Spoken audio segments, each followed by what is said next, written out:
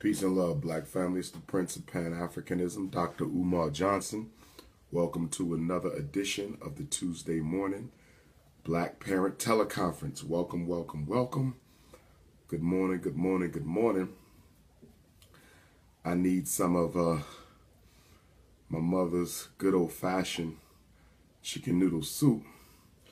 I'm a little bit under the weather today, dealing with a little bit of a cold bug, you know. So when I get back to Philly today, I'm going to baptize myself in some garlic, some onion, some chicken noodle. Proud of myself, 365 days and basically no meat, okay, except fish and seafood. So guess what? I celebrated backstage this past Sunday at the Shrine of the Black Madonna with my brother's cooking. One of my vendor brothers here in Atlanta, he had some nice Jamaican food. It was the bomb. So guess what? I had my first chicken wing since 2015 on Sunday, January the 1st of 2017, okay? Don't worry, I'm going to get back in my lane, though. I wish I never had that chicken, though, because it was so good. It helped me remember how good the chicken wings were. But I'm going to fall back, and I'm going to get back into my zone, okay? And no meat. I'm going to get back on my fish and my seafood. You feel me? So, before I call in, let me call into the parents. Let me call into the parents. Okay.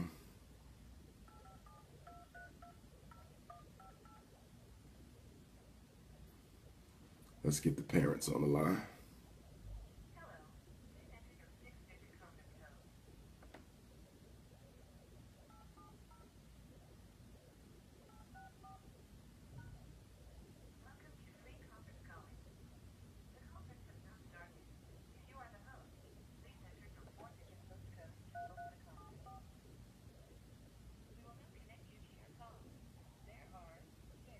Attendees in this conference.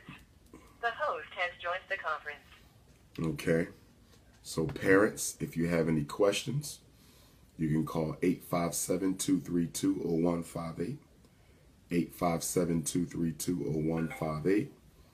857-232-0158. And the access code is 870-864-POUND. Okay. And remember, this is a call dedicated to the children. But what I'm going to do in the new year is I'm going to start a call for the community, because I know you guys like to have a conversation, right? Y'all like to talk to me about different things. And a lot of times when you come to the events, there's so many people at the event that you really don't have time to talk to me.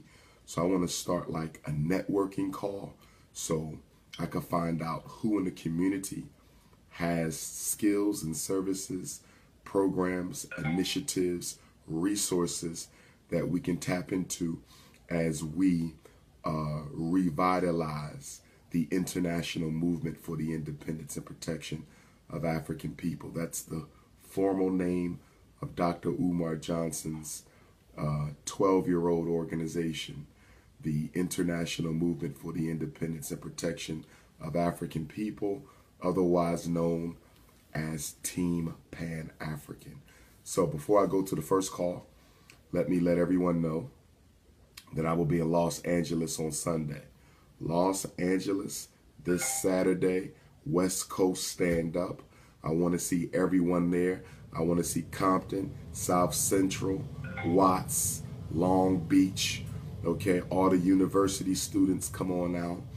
All right. Oakland, drive on down. San Fran, drive on down. San Diego, drive on up. Okay. So Los Angeles this Saturday at the Ward AME Church. Make sure you're in the building. 12 and under free. 65 and older also free. Get your tickets at princeofpanafricanism.eventbrite.com. And then I will be keynoting the Honorable Dr. Khalid Abdul Muhammad Earth Day celebration in Brooklyn, okay? This is my third or fourth consecutive invite, but I wasn't able to attend last year. We had to move the venue. The response from the New York City family has been so overwhelming that we had to move the venue. So that's on the 12th. And then I will be in Durham, North Carolina on the 17th. Durham, North Carolina, January the 17th. However, on Monday the 16th, I was invited by the Reverend Bernice King to participate in a race relations panel at the Martin Luther King Jr. Center right here in Atlanta. So if you couldn't get in Sunday because we were sold out, Atlanta, the Prince of Pan-Africanism, will be back on Monday, January the 16th at the Martin Luther King Center for the Reverend Bernice King Conversation on Race. Contact the King Center. Let them know you want to see Dr. Umar Johnson. How can you get tickets? And then we will end everything in San Diego with the most important National Independent Black Parent Association West Regional National Invitation Training Conference, Friday and Saturday, January 27th and 28th, from 9 in the morning until 6 p.m. 9 in the morning until 6 p.m. If you want to help our children, if you want to help our parents, you got to get off your behind and do it. You can register. $50 is all the cost for the whole weekend. That money don't go in my pocket. It helps fund the programs. Okay, book your flight. All of us in the West Coast, Midwest is cold. East Coast and Midwest is cold. So come on out to San Diego and get a weekend of fun in the sun. A weekend of fun in the sun as we organize to help our parents. And then the last lecture of January will also be in San Diego at the World Beat Cultural Center on Sunday the 29th. And then we kick off Black History Month, Bowie State University. We kick off Black History Month, Bowie State University on February the 1st. So let's go to the calls. Good morning, parents. Is there someone to get us started with a call this morning, with a question this morning? Good morning. Good morning, sister. Where are you calling from? I'm calling from Rochester, New York. Rochester, New York, where my ancestor Frederick Douglass sleeps with the ancestors. I got through so quickly.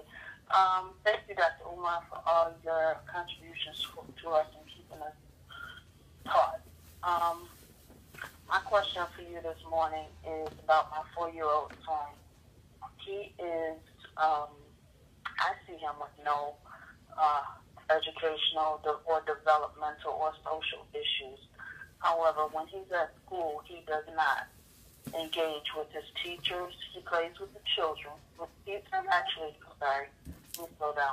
in Head Start. And I've noticed this is his second year in Head Start. And I've noticed that he does not engage with his teachers or with other children as he does with his family. Now, I have him at 45, so he has no siblings or cousins or kids around him that are his age that he plays with on a regular basis. He's mostly around adults, but he has no social issues at home. He has no problems wanting to play with other kids or engaging with other kids when when my children, my older children, are around their friends with their children, if I'm being clear. My question is, the teachers are encouraging me and have been encouraging me since last year to apply for special education or have him evaluated for special education. And I've been hesitant to fill out the paperwork because I'm afraid of stigmatism. I'm afraid of starting documentation with him being stigmatized, even if they don't find that he has a problem, just starting the process and it being out there that he, that we have that concern for him.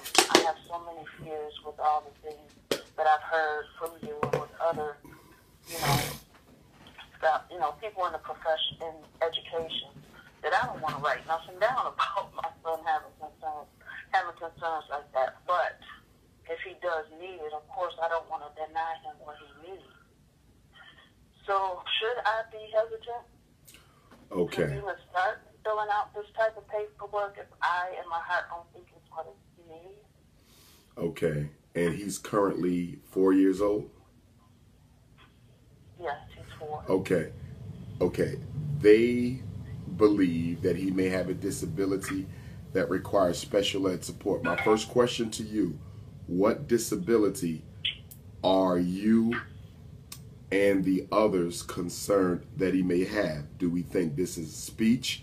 Do we think this is autism? Do we think this is intellectual disability? What do we feel he may have? The first concern was he does not interact, or like if he's asked questions, or even if, in conversation with the teachers or the other children, he'll show what he wants, but he won't express himself. He won't express what he wants.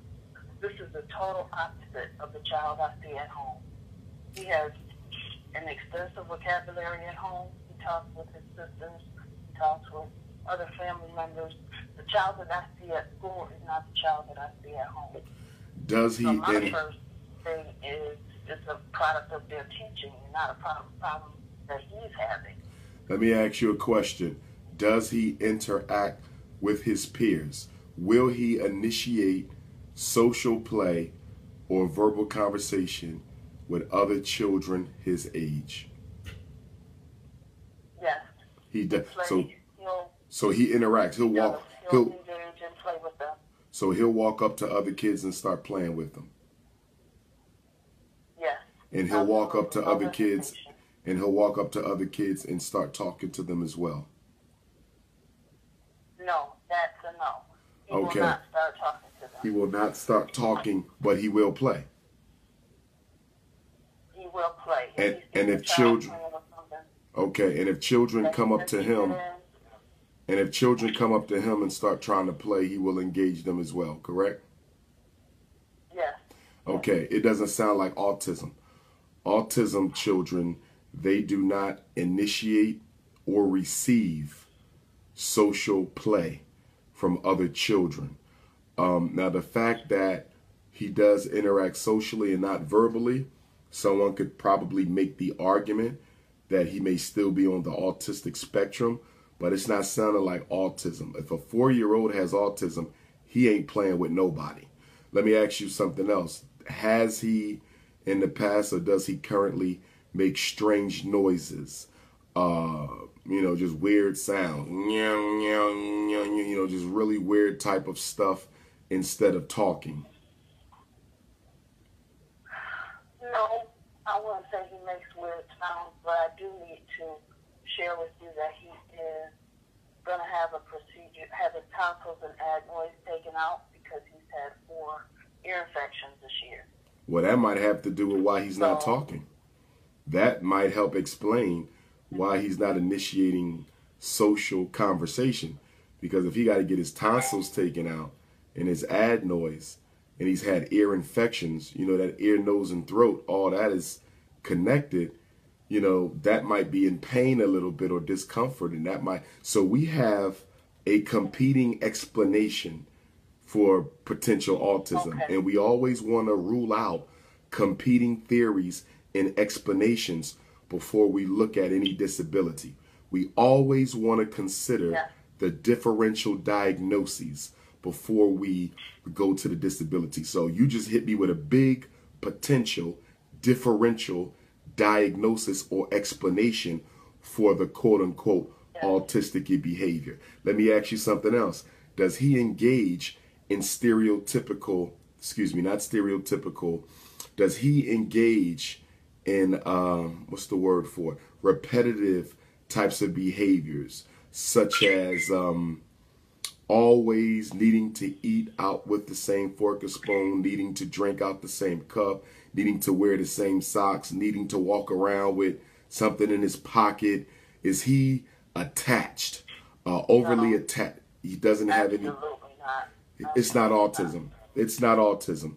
Now, because he's had those ear infections, we need to check his hearing to make sure there's no hearing loss at all.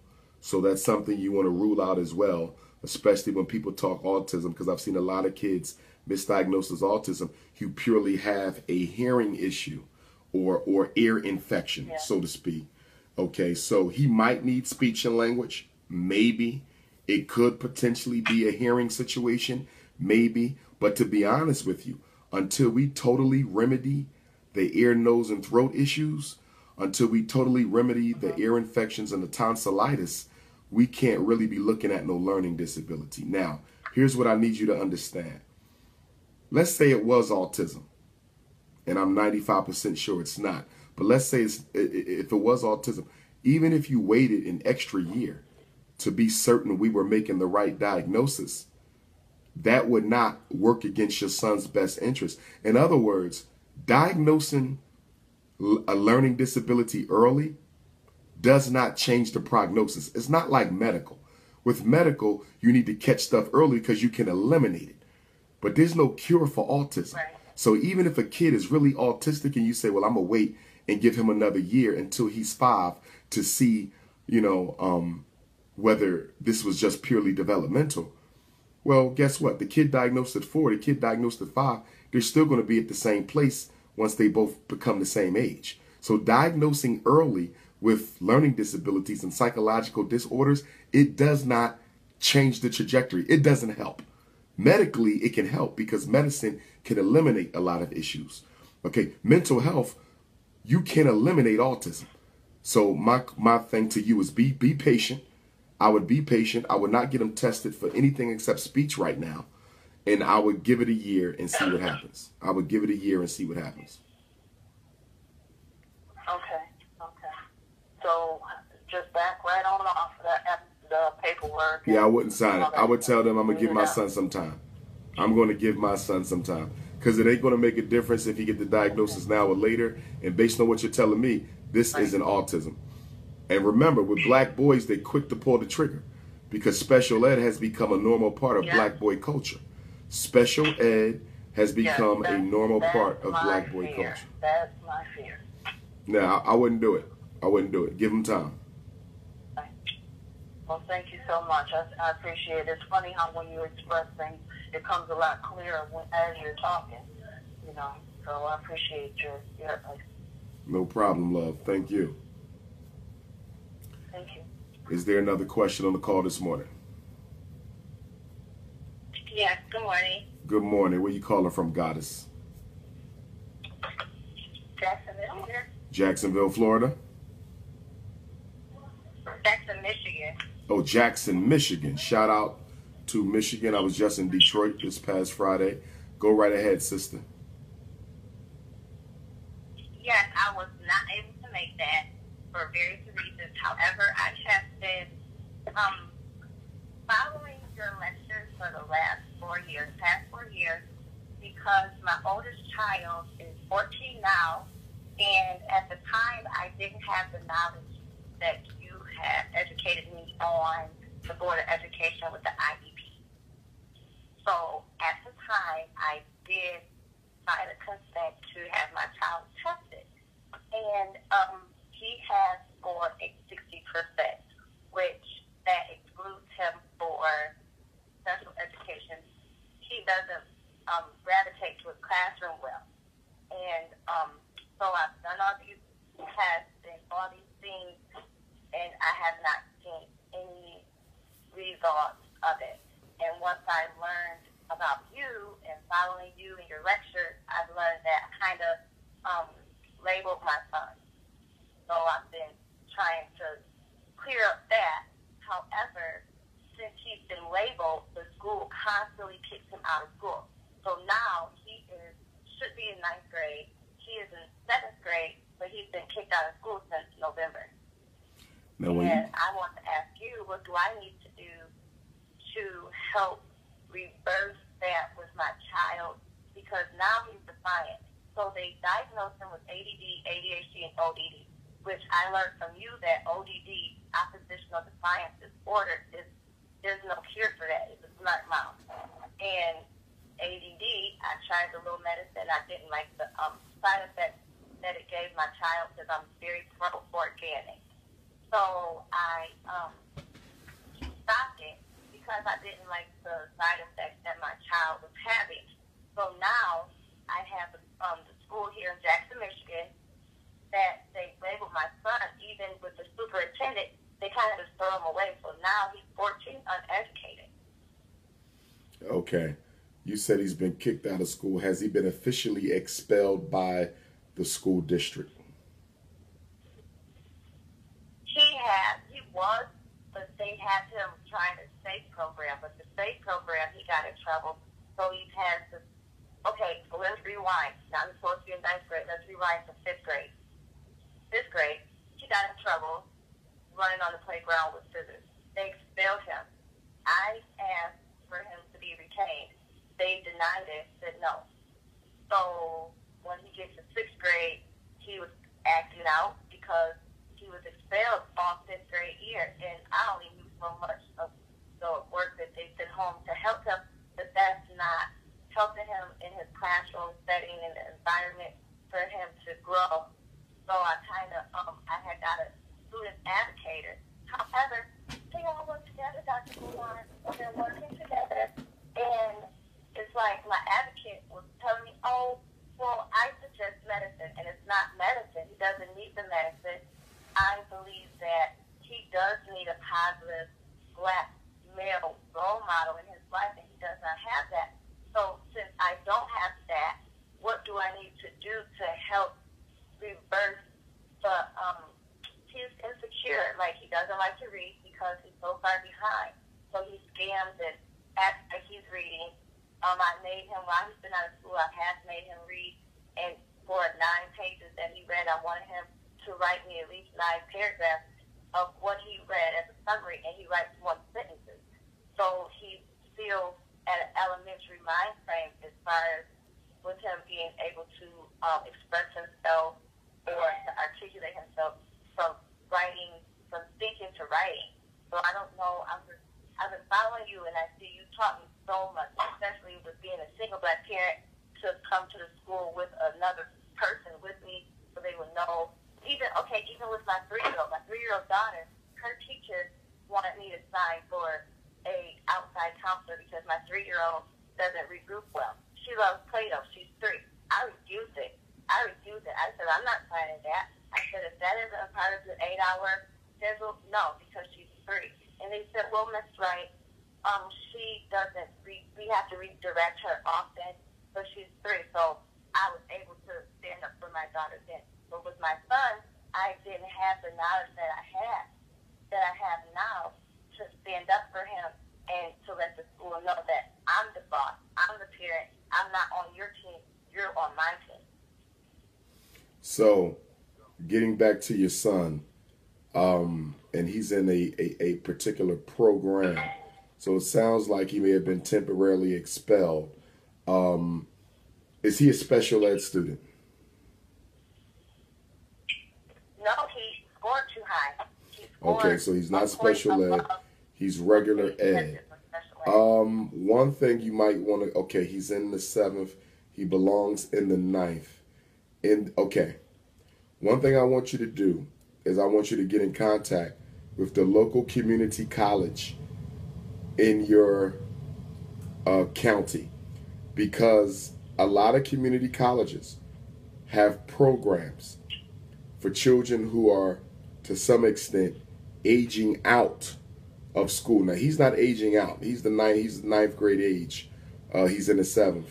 But because he is a high schooler by age, some community colleges have special programs that allows the children to come to community college. They're not in college yet, but it's special programs that will help them earn their GED and then transition them right into the community college program. So I think you need to contact the community colleges.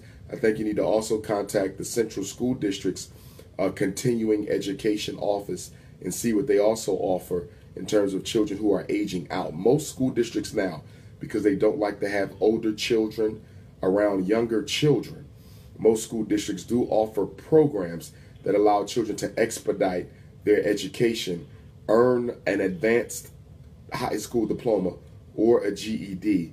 And a lot of time these programs are in concert with the local community college. Now, where is his biological father? His biological father is running around here. He's in and out of prison. He comes in every blue moon when he's not incarcerated, but he's not a positive role model. He's still trying to hang on a street corner, which that was my mistake. I take full responsibility of my choices that I made, but now that I've made the choices and I have these consequences that resulted from my choices, I just want to be able to be the best that I can for my son, because the most feared man is a powerful, black, educated man. And I don't want him to fall into the judicial system, because that's what I feel they're trying to do. Because when he got kicked out of school, again, one of the girls, like you said, he's older, so he was with younger children, and he were in their language arts, and they were talking about Moby Dick, and that led, you can just imagine.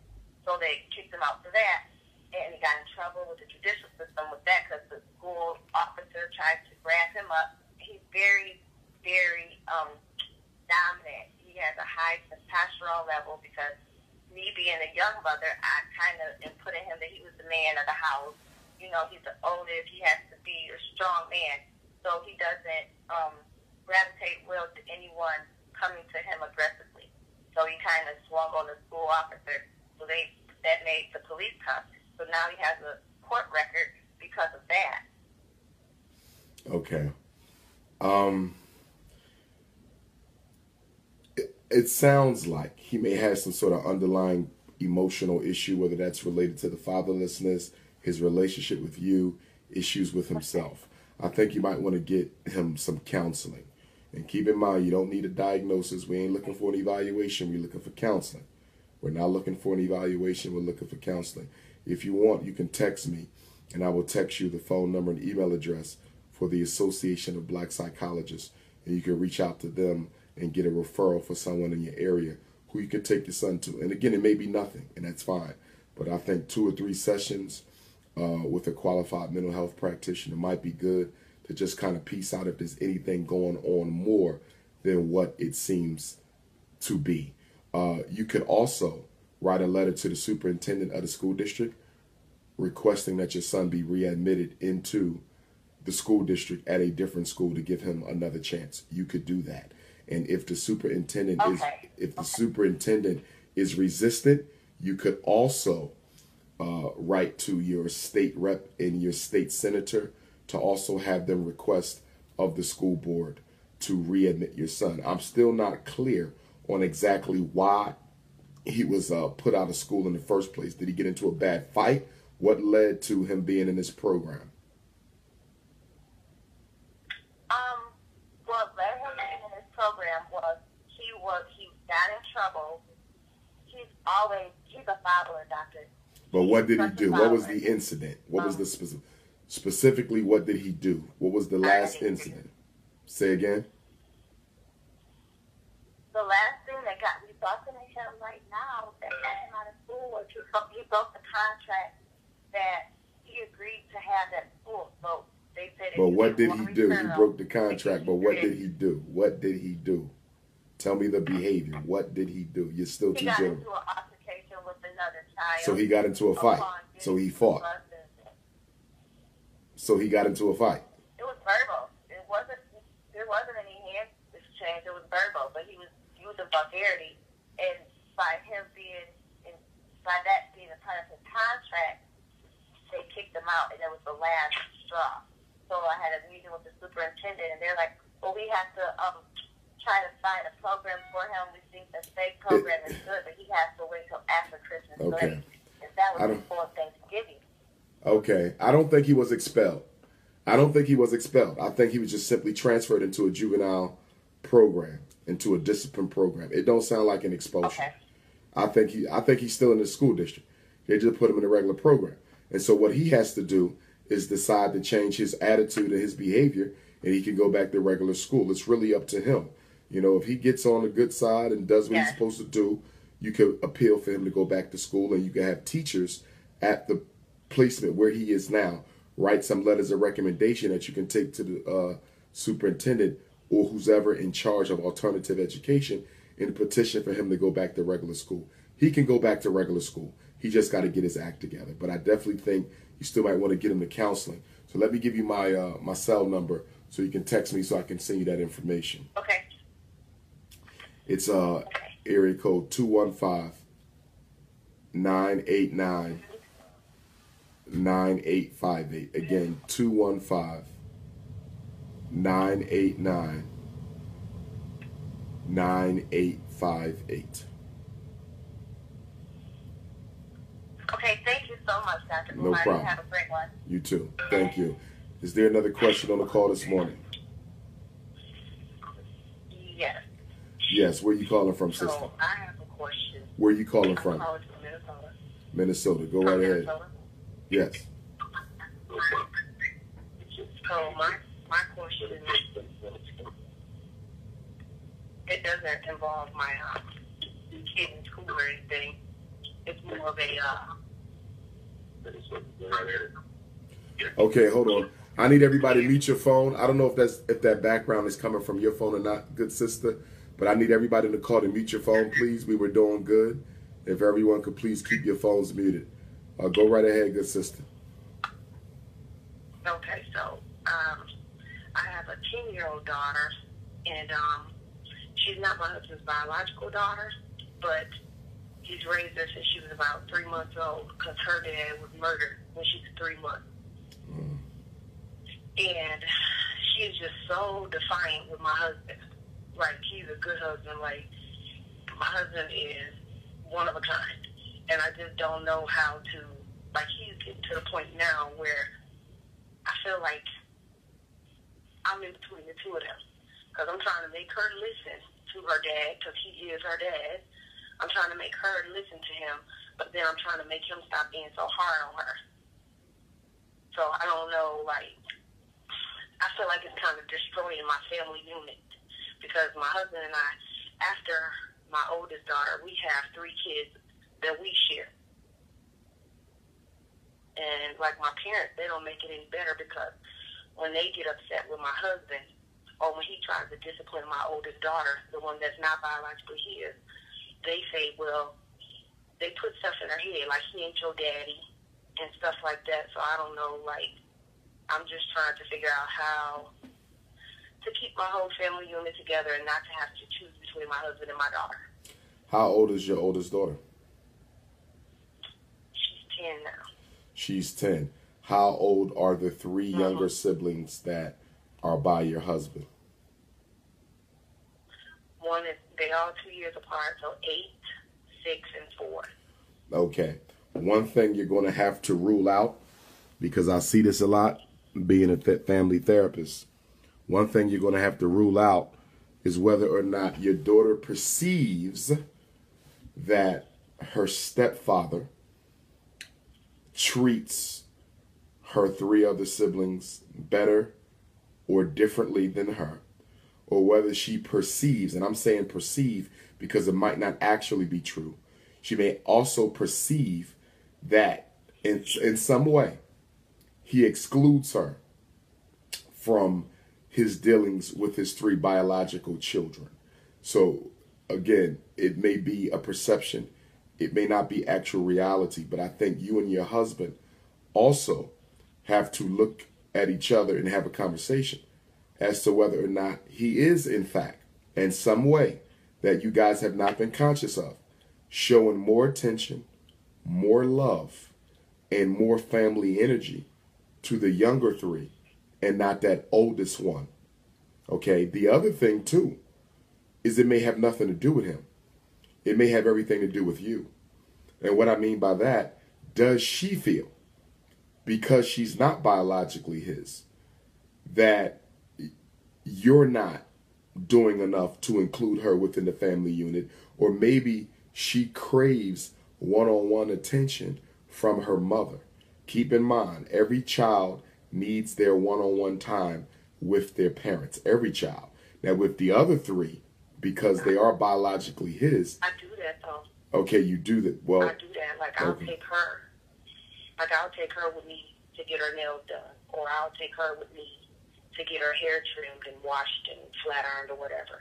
And then with the other little girls, I'll take them with me to do something different. So, like, I try to include everybody, but he admittedly treats her a little bit different, and he'll say it's because she don't have no respect for him. Because he'll tell her to go and do dishes, and she'll act like she don't hear him. And then when I say go do dishes, she'll like, oh, okay, Mom. Okay. And then he's like, see what I'm saying? So he does. Okay. So he has admitted that he does treat her differently, but it's based on her attitude. Okay. Well, here's the thing. He's the adult, so he got to be the bigger person, because her attitude is not going to get better if he's going to treat her differently because of her attitude. He's not a child, he's an adult, so he has to always practice optimism and healthy energy with that baby, because she's only 10, she's still a baby, and she definitely needs that father figure. All girls need that father figure, you see, but he's shunning her. He's shunning her because of her attitude, so he's creating more of the negative energy. He's generating her negative energy because he's not giving her a fresh start. What he has to do is he has to come from the other angle. And what I mean by that is, even when she's negative, if it was my stepdaughter, I would give her a hug. I would say, listen, I love you. If I've done something wrong, I'm sorry. Can you tell me what I did wrong? Help me be a better father to you, because I love you as much as my 3 daughters.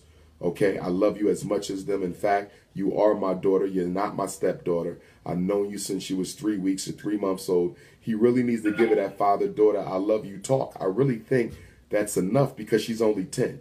Now, if she was 17, 18, that'd be a different monster. But she's still a baby. So he has it within him to really change this situation around.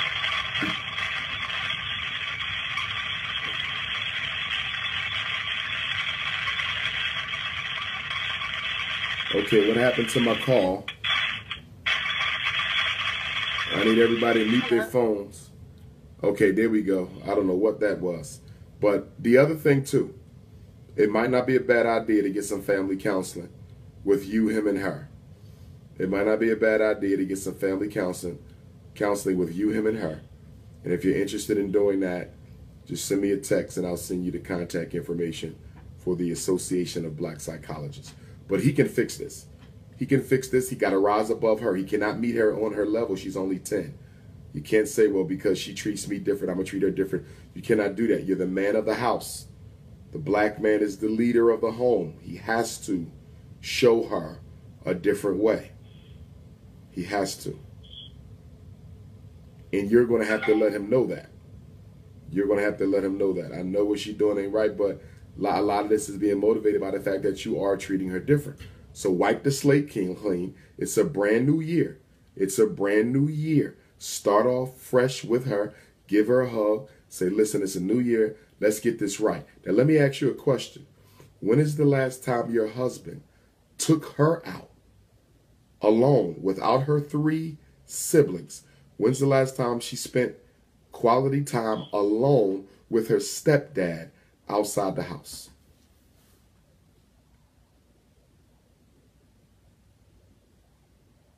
You still there, Queen? Okay, I think we may have lost her. But if he's never spent time with that stepchild, he's going to need to start to. One thing I know about children, although their behavior isn't justified, what I know about children is there's always a reason for their behavior. There's always a reason for the behavior of a child. Let's go to the next caller. Is there another question on the call this morning? I have yes. Okay, let me take that first sister, that first queen. Where you calling from? I'm calling from Morristown, New Jersey. Morristown, New Jersey. That sounds familiar. Is that near Trenton? Right outside of, that's right outside of Philadelphia. Okay, yes, okay, that's why I know, because I did my pre-doctoral internship in Trenton with Department of Youth and Family Services, DYFS. But go right ahead, sister. Yes, I'm calling because my 9-year-old son, he has an IEP. He actually got his IEP when he was in the 1st grade. They gave it to him because he was having trouble with his language and reading skills. And I noticed after 2 years of being in the special education program that he was not improving. I even had a reading program. I paid for other specialized tutors, and nothing really was working long term. So I took him out of the special education program, and I put him back into general education, because I noticed that when I worked with him, he started to improve. And he was excelling, well, he is excelling in math and science with the basic calculations, but his reading and language art skills are still below grade level. And I noticed through my own research that he may be showing signs of having dyslexia. What I'm having a problem with right now is getting his school, the Morristown School District, to test him for dyslexia. They're saying that it's not a learning disability, it's a health, like a mental, it's like a brain thing. So it would have to be diagnosed by a physician or a psychologist outside of school, but they will test him give him the IEP test and give him special education again. But the problem with that is if they don't have specialists who can teach a child with dyslexia, it doesn't matter how much special education or how much tutoring or how much help they try to give him, he's not going to be able to learn, because it's a different, they learn differently. So if they don't have a specialist there who can specifically work with him in that learning difference, then there's not going to really be an improvement. And the point in putting him in special education really isn't going to help the situation at all, if that makes any sense.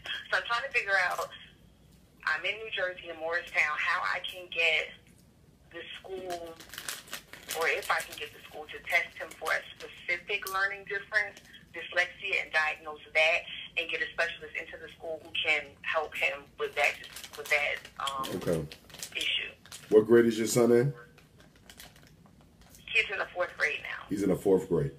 Okay, let me give you a couple things that you need to consider.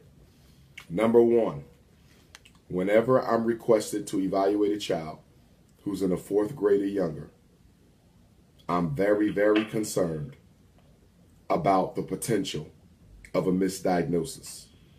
We need to be very slow to move on an evaluation for a 4th grader or younger, because they're still babies.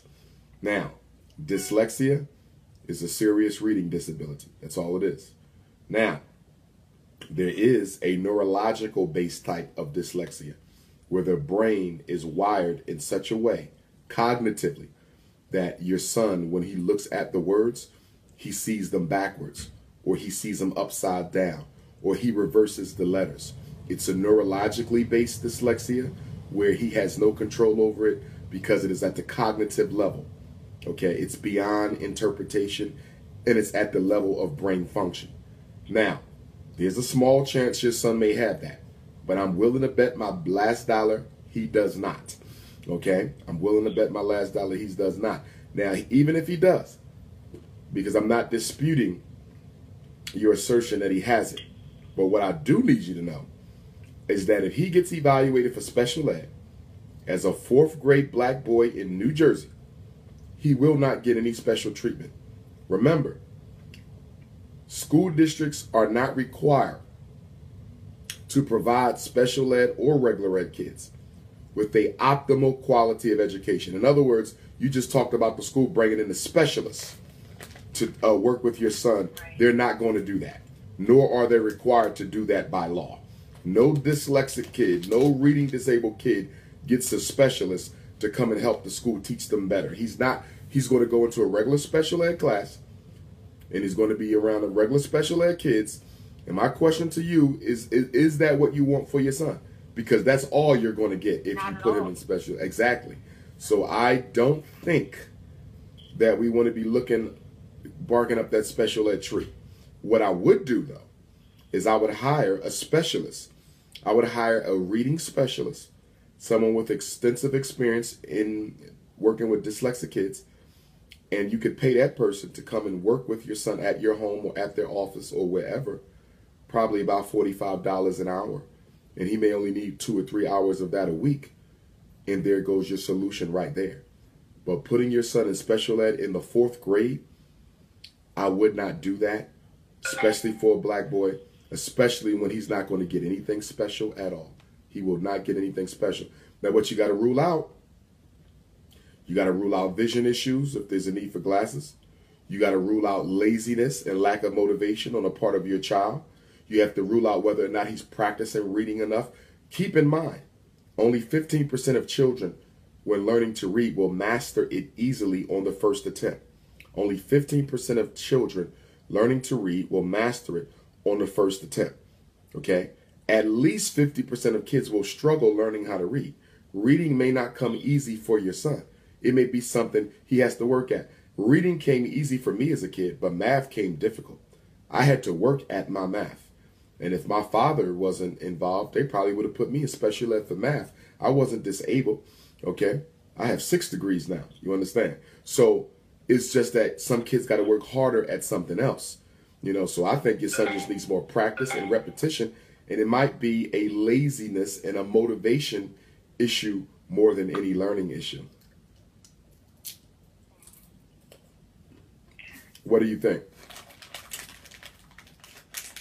I think you made some very valid points. I need to look at, first of all, I know I don't want him in special education, so I'm glad I spoke with you because I didn't like the direction I was being put into. And I will definitely look into getting some more tutoring. He has been going to tutoring, but I haven't taken him to a specialist who was trained to teach a child that may have a very severe and need really extensive reading.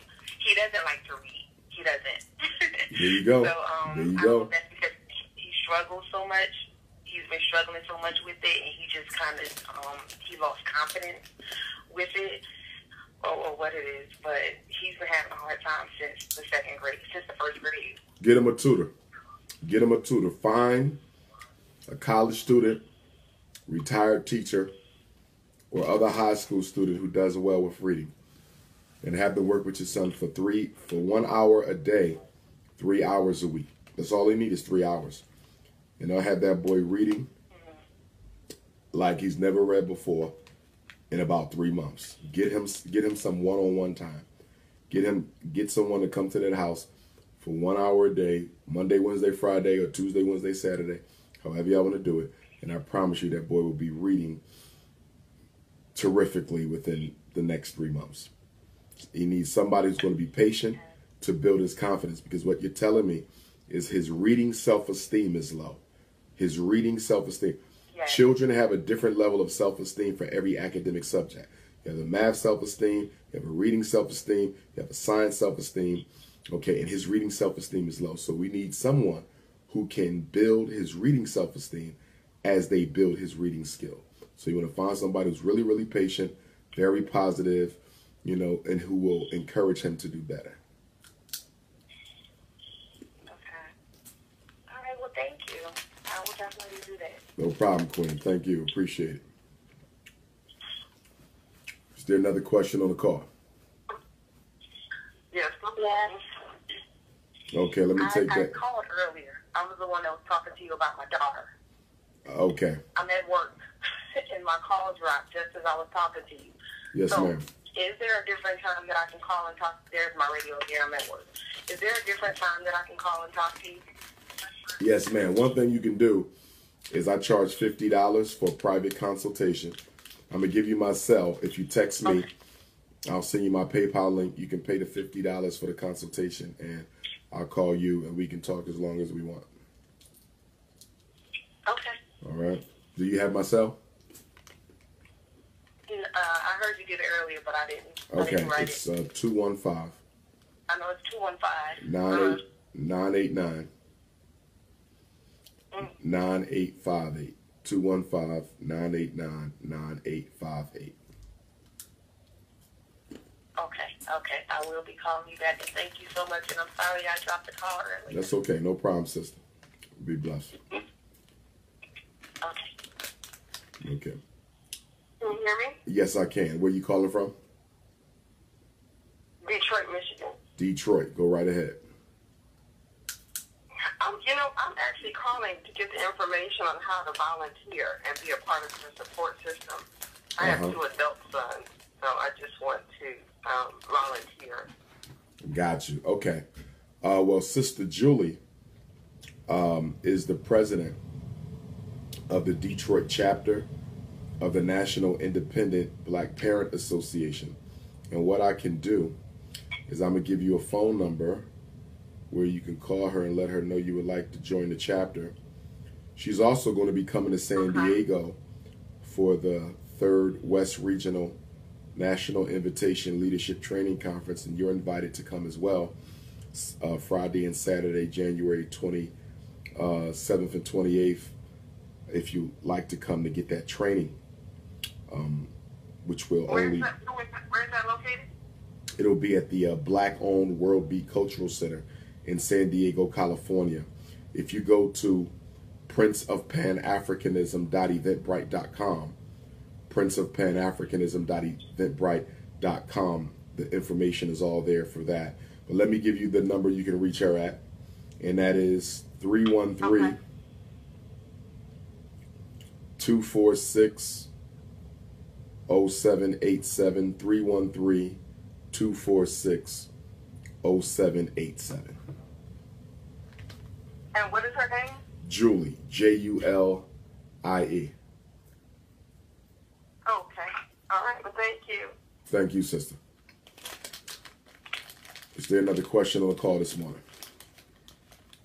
Yes. Yes. Okay, let me go with the first sister and then the second sister. I'll take you right after. For the first queen, where are you calling from? Yes, this is Ayana from Queens. Queens, New York. Go right ahead. I'll be in Brooklyn on January the 12th. Go right ahead. So one of the parents that I'm currently working with, she has a 14-year-old daughter who is constantly getting arrested, engaging in severe promiscuous behavior, starting fights. And the reason why I called today is because she told me she can't deal with her anymore, and she wants to send her away. And I don't necessarily know how to help her. The mother is on the verge of an emotional breakdown because she doesn't know how to deal with her child. And I don't necessarily know what advice to give her to help the situation. Okay. Whenever I hear about a teenage girl who's engaging in sexually reckless and promiscuous behavior, first thought automatically comes to my mind is, has she been sexually abused? Has this girl been molested or touched? Is she a victim of pedophilia? In any way, shape, or form, do we know? Do we know this? I don't know. Okay, well, we need to find that out. We need to find that out. Second thing, a lot of black women have terrible relationships with their mothers. A lot of black mothers have terrible relationships with their daughters. That's what this sounds like. What we need to find out, what is going on in that home, what went on in that home that triggered this type of behavior from that child. That child is not just acting like this because she wants to act like this. There's always a reason for child misbehavior. What is going on? Do you have any idea of what's going on in that house? Well, from what she tells me, her father has never really been involved in her life. And I think he also has about 8 children. But also speaking with the mother, I noticed she, I'm not judging, but she tells me that she has girlfriends and boyfriends and she lets them stay in her house. And she parties and drinks a lot. The mother, so I personally, I didn't say this to her. Yeah, the mother. So I didn't say this to her, but I'm assuming that the daughter is acting this way because the mother is engaging in this behavior herself, and her father is not really involved in her life. But I don't know how to say that to the mother without her being offended. So I'm just trying to figure out the best way because she's about to send her daughter away because she doesn't want to deal with her anymore. Well, and I think that's going to make the situation even worse. It is. If she sends that child away under this type of circumstance, her daughter will never be bothered with her again in life. Maybe she's okay with that. But if she sends that child away after having neglected her as long as she has, because see, here's my thing. the mother opens up the house for other people to come and stay. Okay, men, and first of all, you got female children. You can't be using your house as a motel for men when you got female children. So I'm really suspicious as to whether or not this baby been touched. Okay, because the mother got men and women coming, she's taking care of everybody else, but it don't sound like she's taking care of her own children. You see, I think that baby been touched. I think that baby been touched. And even if that baby hasn't been touched, I'm pretty certain that that mother is guilty of putting other people before her children. So if she sends that child away under these circumstances, she going to lose her baby for good. She going to lose her baby for good. And see, this is sad. And this is why I tell, you know, people not to get off subject with your question, but this is why I want my school ultimately to be a residential academy, because a lot of our children don't have families. Okay, they go to a house, but they don't go to a home. You see, this is, our children are crying out for a real family system because a lot of them don't have that. If the mom has made up her mind that she's going to get rid of her kid, there's nothing we can do. If the mom has made up her mind that she's going to get rid of her kid, there's nothing we can do. However, I would like to see some family therapy. I would like to see mom and daughter go together to meet with a counselor. I think that's where you can really help and say, wait a minute, there's another way. Why don't you guys go to counseling, get somebody to talk to you both, so both of you can express the way the other has made you feel, and then we can get to the bottom of the situation and begin to work through the relationship issues. I would like to see them work through the relationship, because right now they're at a point where their relationship can be damaged irreparably. Their relationship can be irreparably damaged if these next couple months are not handled appropriately. So if you like, you could shoot me a text and I'll send you the contact information for the Association of Black Psychologists. And keep in mind, it doesn't have to be a black psychologist. It could be a therapist. It could be a marriage and family counselor. It could be a social worker. It could be a licensed professional counselor. It's just that the psychologists, traditionally, we have the most training when it comes to dealing with this type of stuff. But it could be any of the other professionals as well. Okay, all right. I'll definitely do that. Okay, do you have my number, sister? Yes, I do. Okay. Yeah, so just shoot me a text and I'll send you. And where are they? Where do they live again? I'm sorry. They're out here in Queens too. They're out there in Queens too. Let me say this, and I hope I'm not overcommitting myself, but I'm gonna be in Brooklyn on the 12th. I'm in Brooklyn on the 12th to speak for Dr. Khalid Abdul Muhammad's birthday celebration. I'll probably get into New York the day before, on the 11th, 111. If you get in contact with me, and I guess, let me look at my calendar, because I think that's next week, isn't it? Let me see. Yes, that's next week. Thursday. That's next Thursday. Okay, so tomorrow is Wednesday. Okay, so next Wednesday, a week from tomorrow, I want you to text me and remind me I'm the one who called about the mom and daughter who got serious relationship issues from Queens. Are you able to meet with them? And if schedule allows. Okay, now I still want you to reach out to the black psychologists in the meantime, because they're going to need a regular therapist to work with them. But on top of you getting the regular therapist, because we're still going to do that, but on top of you doing that, I would like to meet with them myself to see what's going on. I'm pretty good in that area. So Wednesday, text me and see if I can get on out there to Queens to meet with them on either Wednesday, the day before my lecture, or Friday, the day after my lecture. Okay. All right? I'll definitely do that. No problem, sweetheart. Thank you. Thank you, love. All right now. Is there another question on the call? Yes. Yes, ma'am. Where you calling from? I'm calling from Harlem, New York. Harlem World. Talk to me. Yes, Harlem World. I also be in Brooklyn, too. I have an issue similar to the last caller, but not as much. I have 2 teenage daughters, 1 teenage son, but my main son is my son. But I also want to say you could be a mother, do everything like myself, do everything you're supposed to do, and sometimes the teenagers rebel. And they get with the wrong, hang out with the wrong company, and they rebel against the parent. Now, with my issue with my daughter, I sent her away to a cooperative homeschooling, and she's doing much better down south. I had to take her from up here, send her down south. So, but now she's back up here for the holidays. She's starting to, like, skip curfew and letting her hang out. And that's a no-no in my house.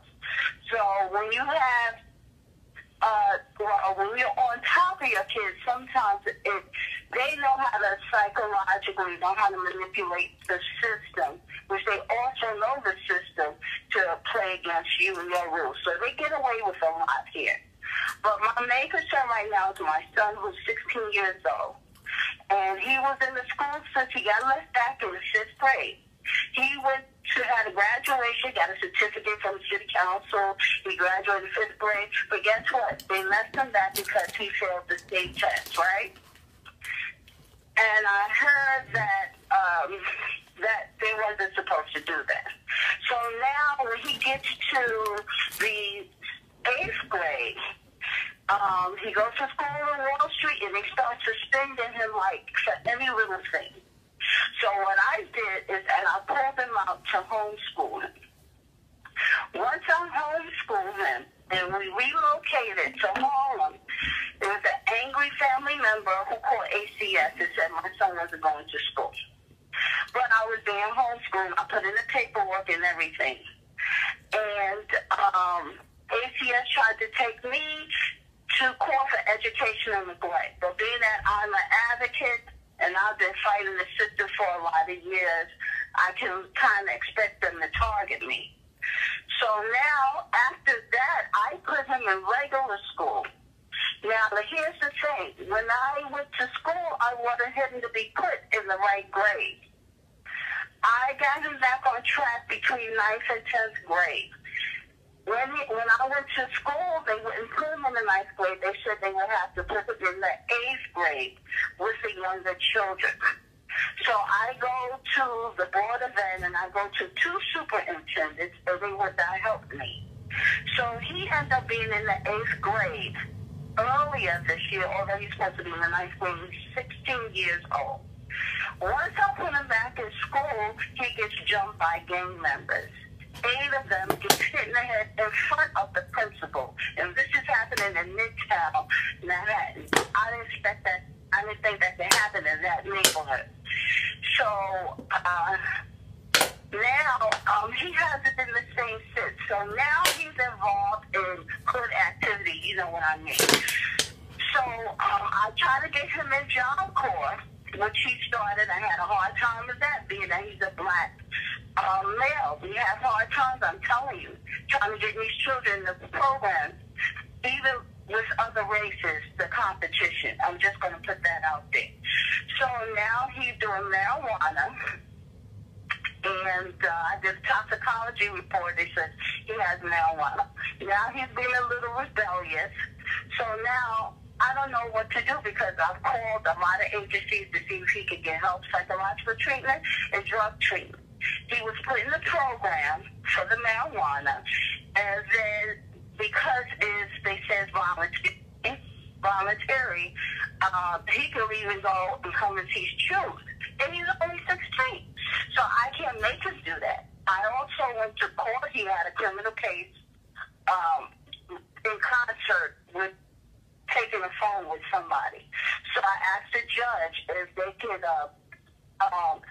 if he can make it, put in paper that my son go to some type of residential treatment where he can get education and get therapy at the same time. The judge wouldn't do it. So I'm trying to figure out what's the next step with this kid, because he's still doing what he wants to do. And when you try to get the system involved, it could play against you. When you talk to NYPD, they have their little program. They say, well, there's no help out here for the children, but when you call NYPD, you put your child at risk if they need help, or if if you call for a psychiatric treatment, you still bring your child or anyone at risk to be murdered or the situation to escalate to something that shouldn't be. So what do we as mothers or myself do in those cases? Okay. How old is your son again? 16. Okay, he's 16. Where's the biological father? His father's around.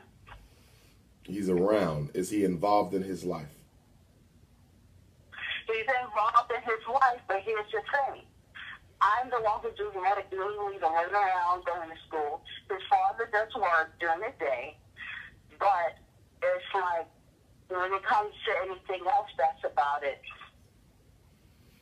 Okay. His father talks to him. Everybody talks to him. I mean, he's one of the leaders in one of the black organizations, and now he like just crashed. How long has this behavior been going on? I would say for the last year, a little over a year.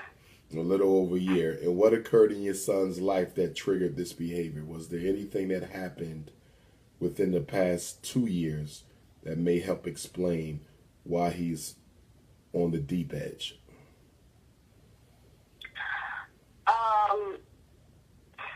I'm trying to say what can happen. I know I relocated. I don't know if he got... You relocated when? How long ago did you relocate? How long ago did you relocate? About 2 years ago.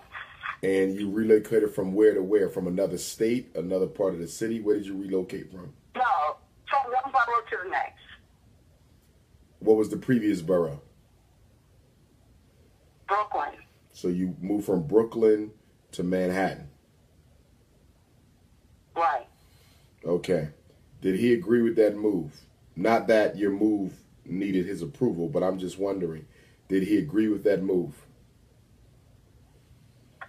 He was all right with it. Okay. Okay. When we was in Brooklyn, he was homeschooled. When we got here, because there were some issues with the family. He was homeschooled. He was homeschooled for how long? He was homeschooled for how long? He's homeschooled for a year. And why did you homeschool him for the year?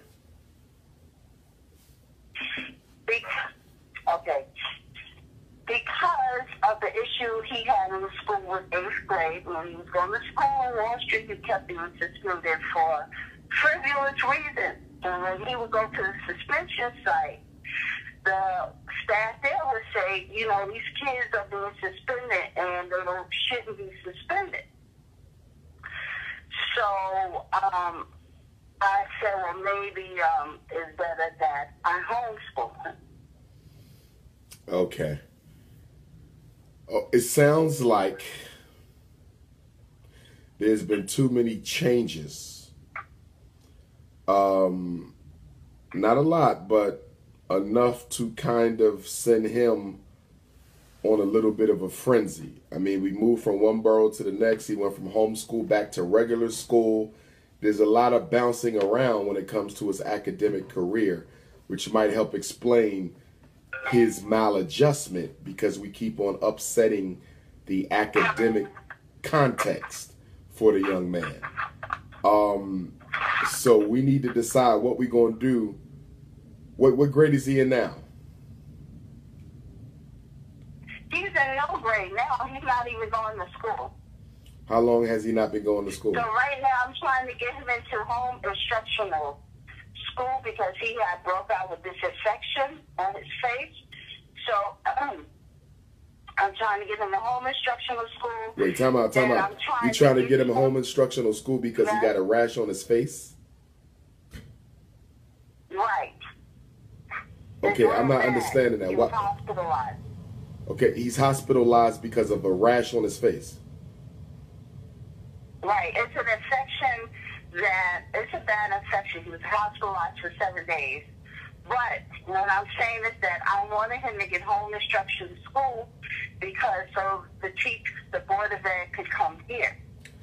Okay, but now. But wait. I'm not clear on something. Why does he need home instruction? Because he got a rash. Oh, because the rash, scarred his face up.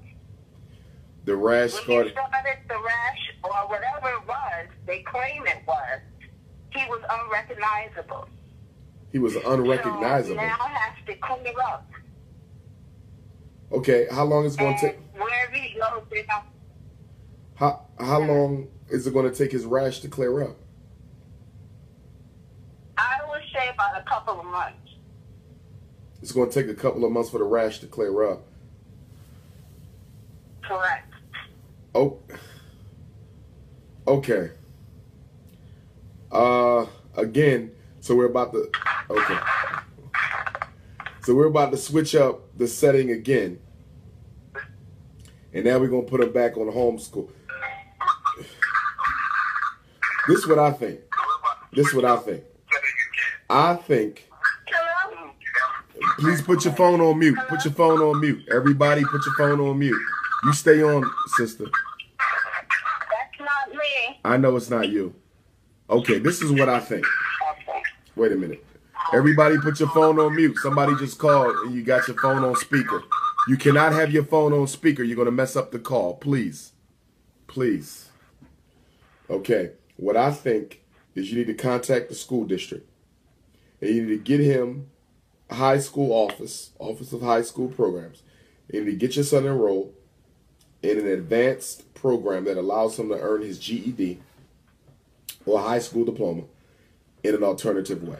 I know New York City has them. They have different programs. They have different programs with the colleges, different programs with the school district, where your son might have to enroll in a program where they might maybe meet 2 or 3 times a week, a certain amount of hours, and they will fast forward him to his high school diploma or his GED. That's what he needs. Because we keep on moving him around, homeschool, back to school, now home instruction.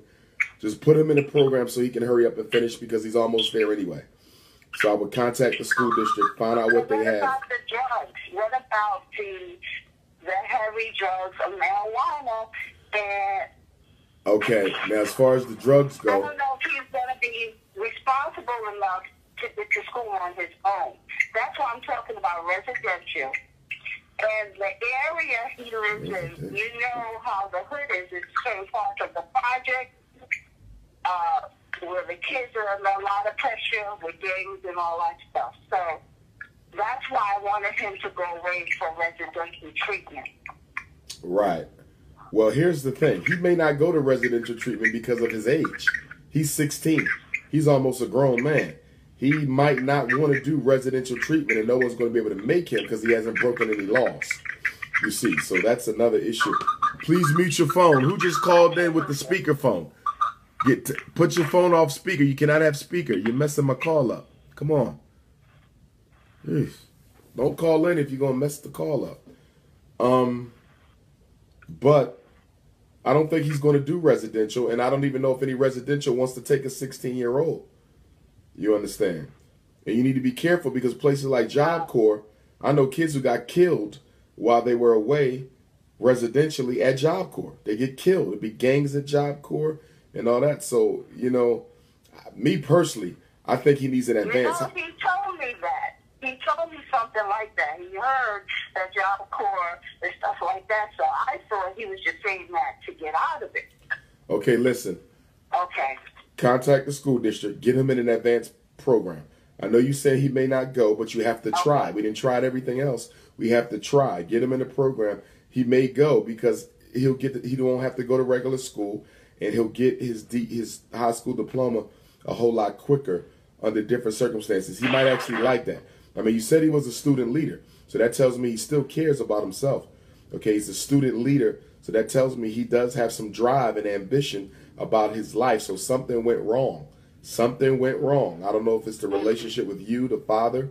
Something went wrong, and now he's self-medicating with marijuana. Something's going on. So what I also want you to do, Queen, is text me and I'll text you the contact for the Association of Black Psychologists so you can get him some counseling. He needs to talk to somebody because there's something going on in his life and we haven't figured it out yet.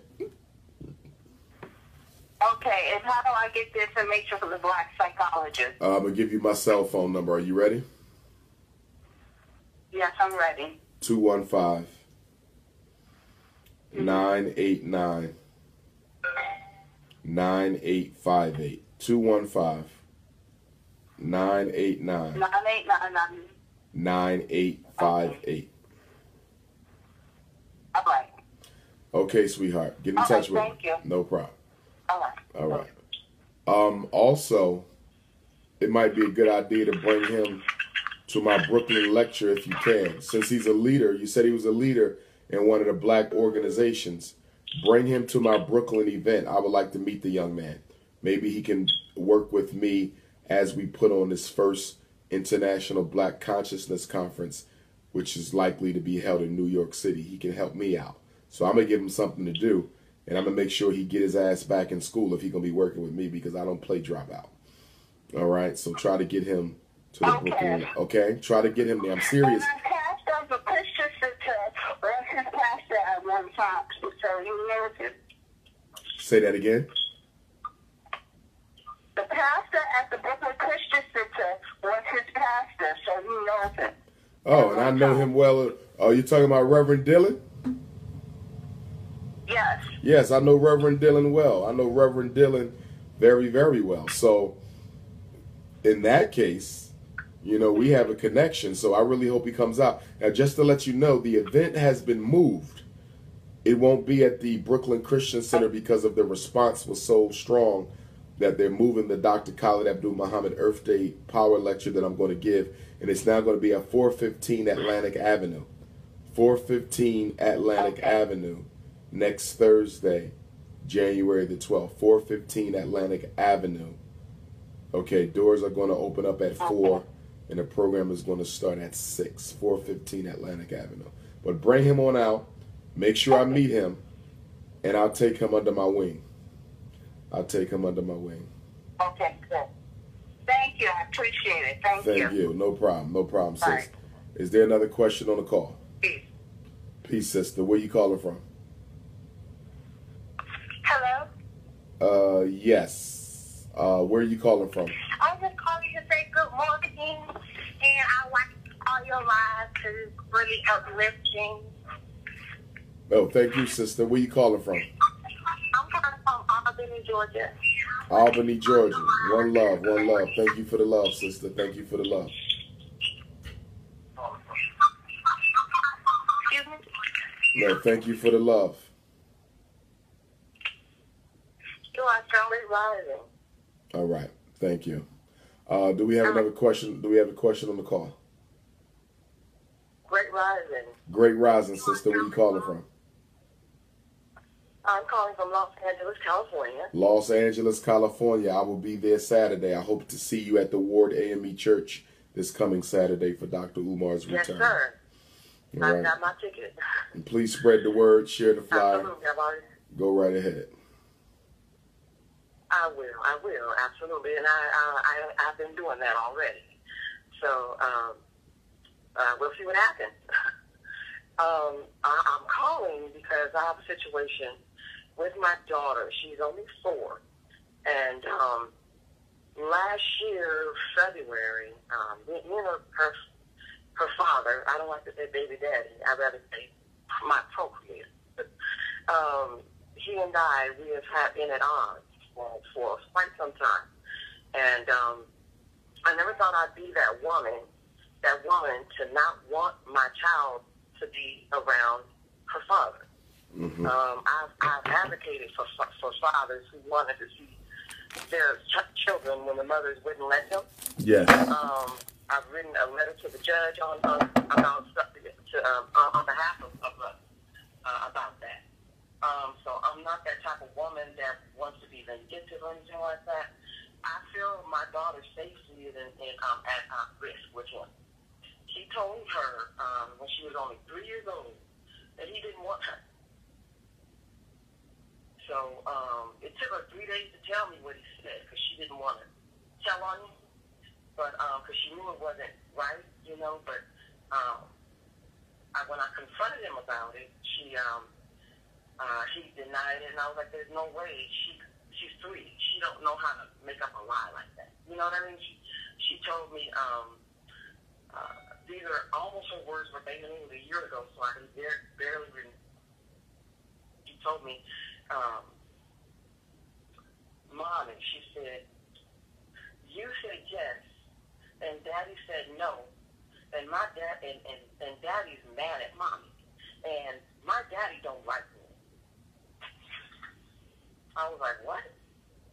I said, "Wow," because what we had been fighting over is when I had gotten pregnant, he was like, "You know, I don't want anything to do with it," and all that. And I was like, "Well, I don't believe in abortion, you know." So I take responsibility for my part, you know, and, you know, not making sure that this is the guy I wanted to be with, because you know, he was a not Pan-Africanism, but he was a Marcus Garveyite, and you know, so-called, that's what he was talking, but to me, he was turned out to be a fraud, you know, and I'm against the eugenics movement, and I'm an Alpha 21 movement. I'm against that. So, you know, I never thought I would be in a situation. I would be, you know, someone who you know, to have a baby with me. But, you know, so we've been talking over the years about it. And so, I felt like, you know, God, you know, I didn't want to have a child whose father didn't want to be a part of it. So he kind of started coming around, and his mom, and we've been knowing each other for over 20 years. So it really threw me for a loop to be treated like we met each other in the club 2 weeks prior. So our families know each other. One of his cousins, my cousins are best friends. My mother and his mother worked together 20 years ago. We went to high school together. So it was just like, it just threw me. It just shocked me. So, and it was too late. It was after the fact. He never told me anything about not wanting kids before. He was a single father, you know, a single father to his son, living with him. So I didn't think, I was blindsided, needless to say.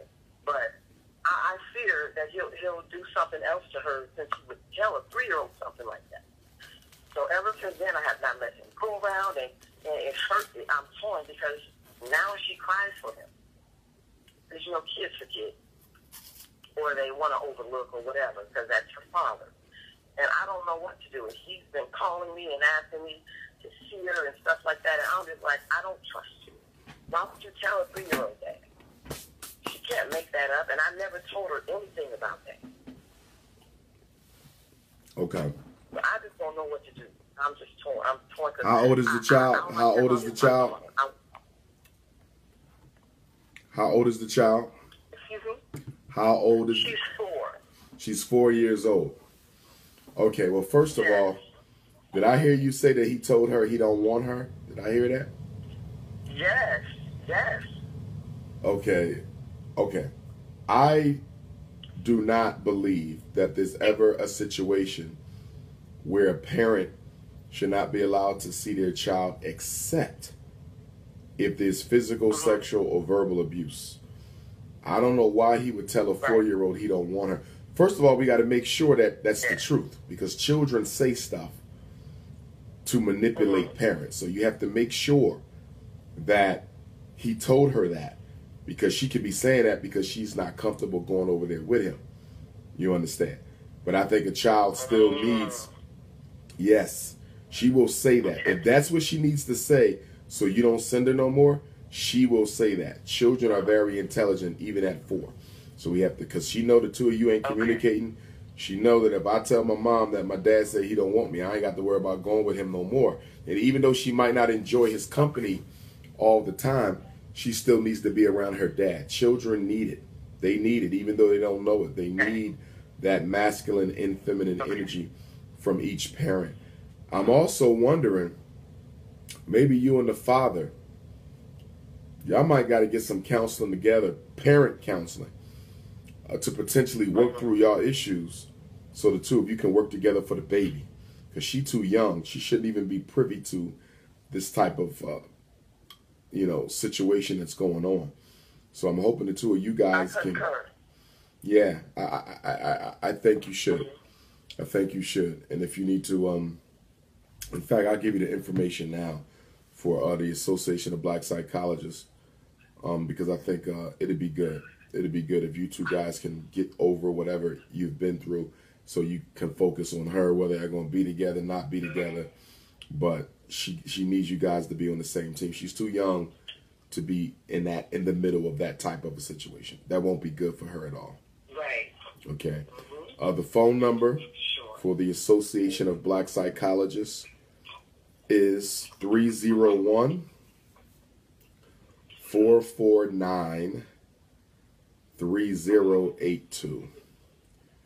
301-449-3082. And the email address, let me give out the email address. It's 301-449-3082. And the email address is info, I-N-F-O, at A-B-P-S-I.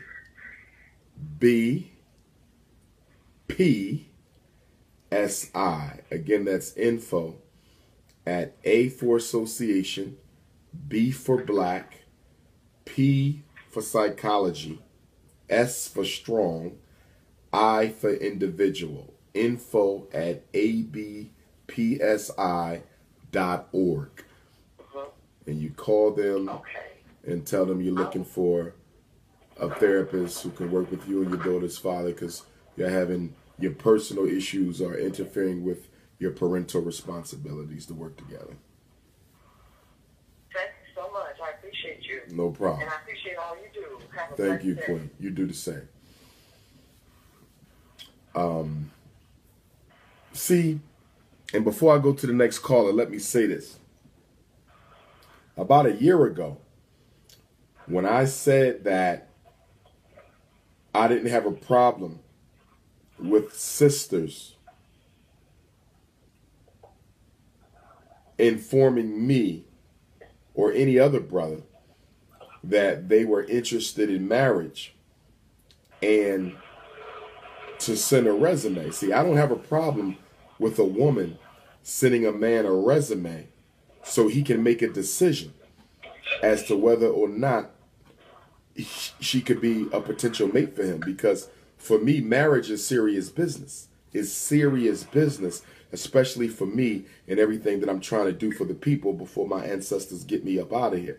Okay, so I don't have a problem with a sister sending me a resume. I think that's a much more informed way of learning about a person than simply dating a stranger for years only to find out later that, you know, they were not who you thought they were. You didn't know about their background. So marriage is a business. Just like you want to know about your business partner, you should know about your marriage partner. So I don't have a problem with a sister sending me a resume. I'm available. I'm serious. I'm ready to get married. This is what I bring to the table. This is my work experience, you know, yada, yada, yada. I have no problem with that. I have no problem with that, because being in the public eye, you come across so many women, you ain't got time to be screening every female you meet. You ain't got time for that. So if the woman comes to the table and already gives you up front what she's working with, who she is, what she done been through, good, bad, or indifferent, personally, I appreciate that. That makes the search process a whole lot easier for me. Now, I know y'all don't think that's a romantic way to do it. Damn the romance. It's business. Nation building time. Okay, we got T-Rump. We got the Trumpster coming in. Black folks is in trouble. Obama put you to sleep. Donald Duck is going to wake your ass up. So we need to get serious. We need to build some strong black families. We need some strong black families where the king and the queen are going to be on the same page, whether it's monogamous, polygamous, whatever it is. We need strong black families so we can do some strong black work. Imagine if we had, groups of families working together, 10 families are forming a unit. And those 10 families, husband, wife, couple, are going to put their money together and they're going to build an institution. Look at that. What if we grouped up married couples by groups of 10? These 10 families working on a community center. These 10 families working on a community clinic. These 10 families working on a school. These 10 families working on a convenience store. These 10 families working on a supermarket. These 10 families working on a manufacturing sector. We need that. We need that. And if they're married and happily married and they're healthy, okay, we know we're going to have healthy institutions. You need healthy families in order to have healthy institutions. Okay? If a man and a woman can get along with each other, then they can get along with other people. If a man and a woman can get along with each other, then they can get along with other people. So, yes. You feel me? Queens, send a resume. All right. Do I have another question on the call? Peace. Good morning. I have a question. Peace, Queen. Where you calling from? I'm originally from Raleigh, Virginia. I live in Miami Beach. Miami Beach. Go right ahead. Yes. What?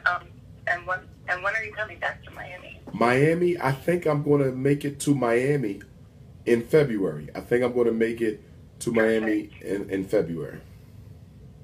I look forward to seeing you. Okay, so my question is, my son, okay, you're very well familiar with the school program. So I was tested for gifted in elementary school. Now my son is being selected for gifted.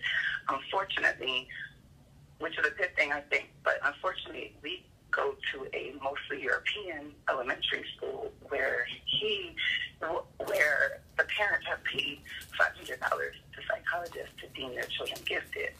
So if and when they test him and he's deemed quote unquote gifted, I fear he won't be challenged because of the other parents telling me, "Whoa, your child is super smart. My child is nowhere near him, and my child is being taught in the gifted classes."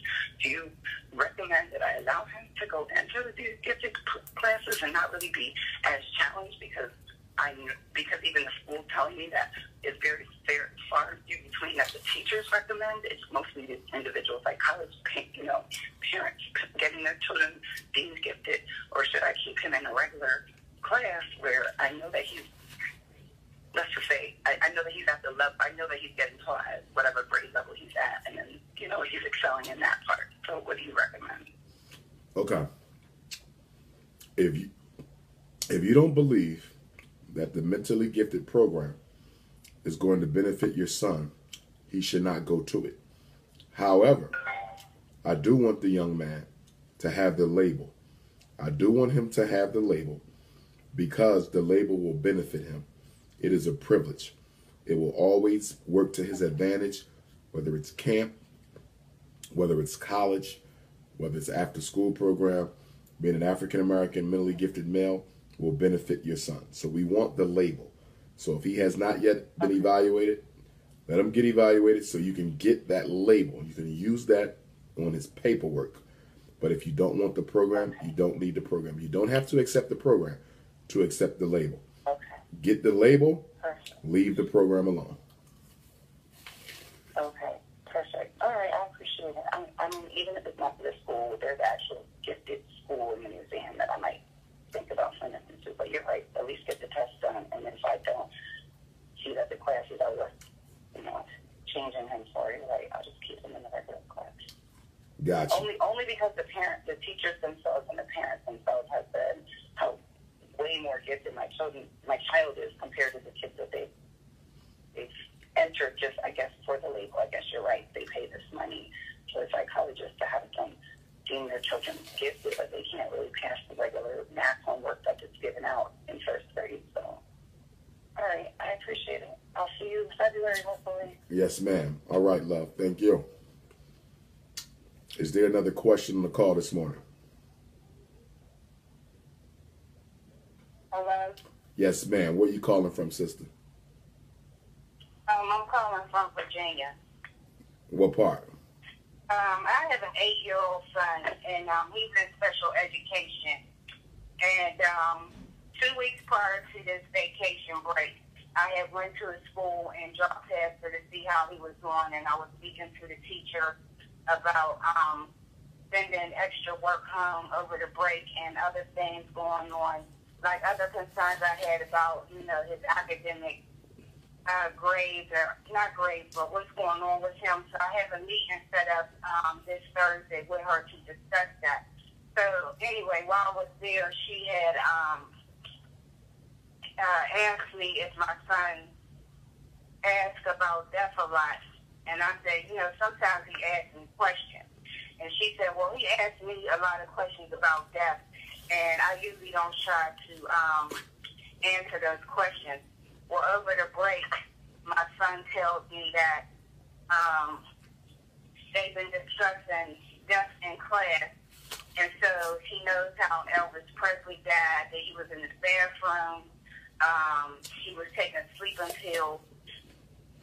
He knows about one of the Beatles getting shot.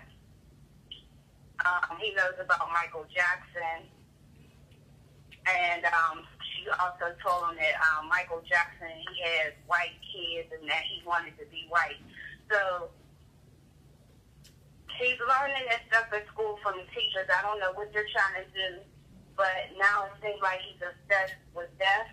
And so I had this meeting coming up on Thursday to discuss something else with her, but now I have to discuss this, and I don't know how to handle this because I'm really upset about this whole situation. And I've been going through things with the school district for over 2 years. And I'm afraid that I might slap this woman. Okay, first of all, I need you not to slap that teacher. Because if you slap that teacher, you're going to be charged with a felony. And we don't need you being handcuffed and arrested. And if you get a restraining order that's going to keep you from ever going to that school again, no one is going to advocate for those children as well as you can. What I need you to do is take a couple people with you. I'm not going to slap her. That's why I said, I know if I go to the school, I will slap her. So I don't want to slap her, so I don't want to go to the school. So I'm asking, what else should I do? Well, firstly, I want you to take some people with you to the meeting. I don't want you going to the meeting by yourself. Wait. Somebody just broke in and said black people. Is somebody else talking? Nah. Stay focused. It's me and you. I want you to go to the meeting with someone else. Don't go alone. Take some people with you. I don't want black mothers or fathers, any black person, going to the school meeting for the child alone. Take somebody with you. You have somebody you can take with you? Yeah. Okay, make sure you do that so you can protect yourself. So that's number one. Number two, okay, he's in 8th grade. What is the specific issue you're having with him? He's in 2nd grade. Oh, he's a baby. I'm sorry. He's 8. I thought you said 8th grade. 8 years old, 2nd grade. And give me this again. What's the main issue you're having with him in 2nd grade right now? What's the main issue? Because I want to, they diagnosed him as having an intellectual disability, and I don't believe that he has it. So I want Whoa. Time out. From special education. Okay. They diagnosed. But now that this issue. Hold on. Stay with me, love. They diagnosed him with intellectual disability, correct? Correct. I need to see that. He's too young to be diagnosed with retardation. I need to see the evaluation. How long ago was the eval done? I faxed the evaluation to you a few weeks ago, but I know you've been, traveling the country stuff. All right, this is what I need you to do. You sent it to me already? Yeah. You faxed it or you emailed it? I faxed it. Okay, so I need you to text me and say, I'm the parent who called today about the 2nd grader diagnosed with intellectual disability.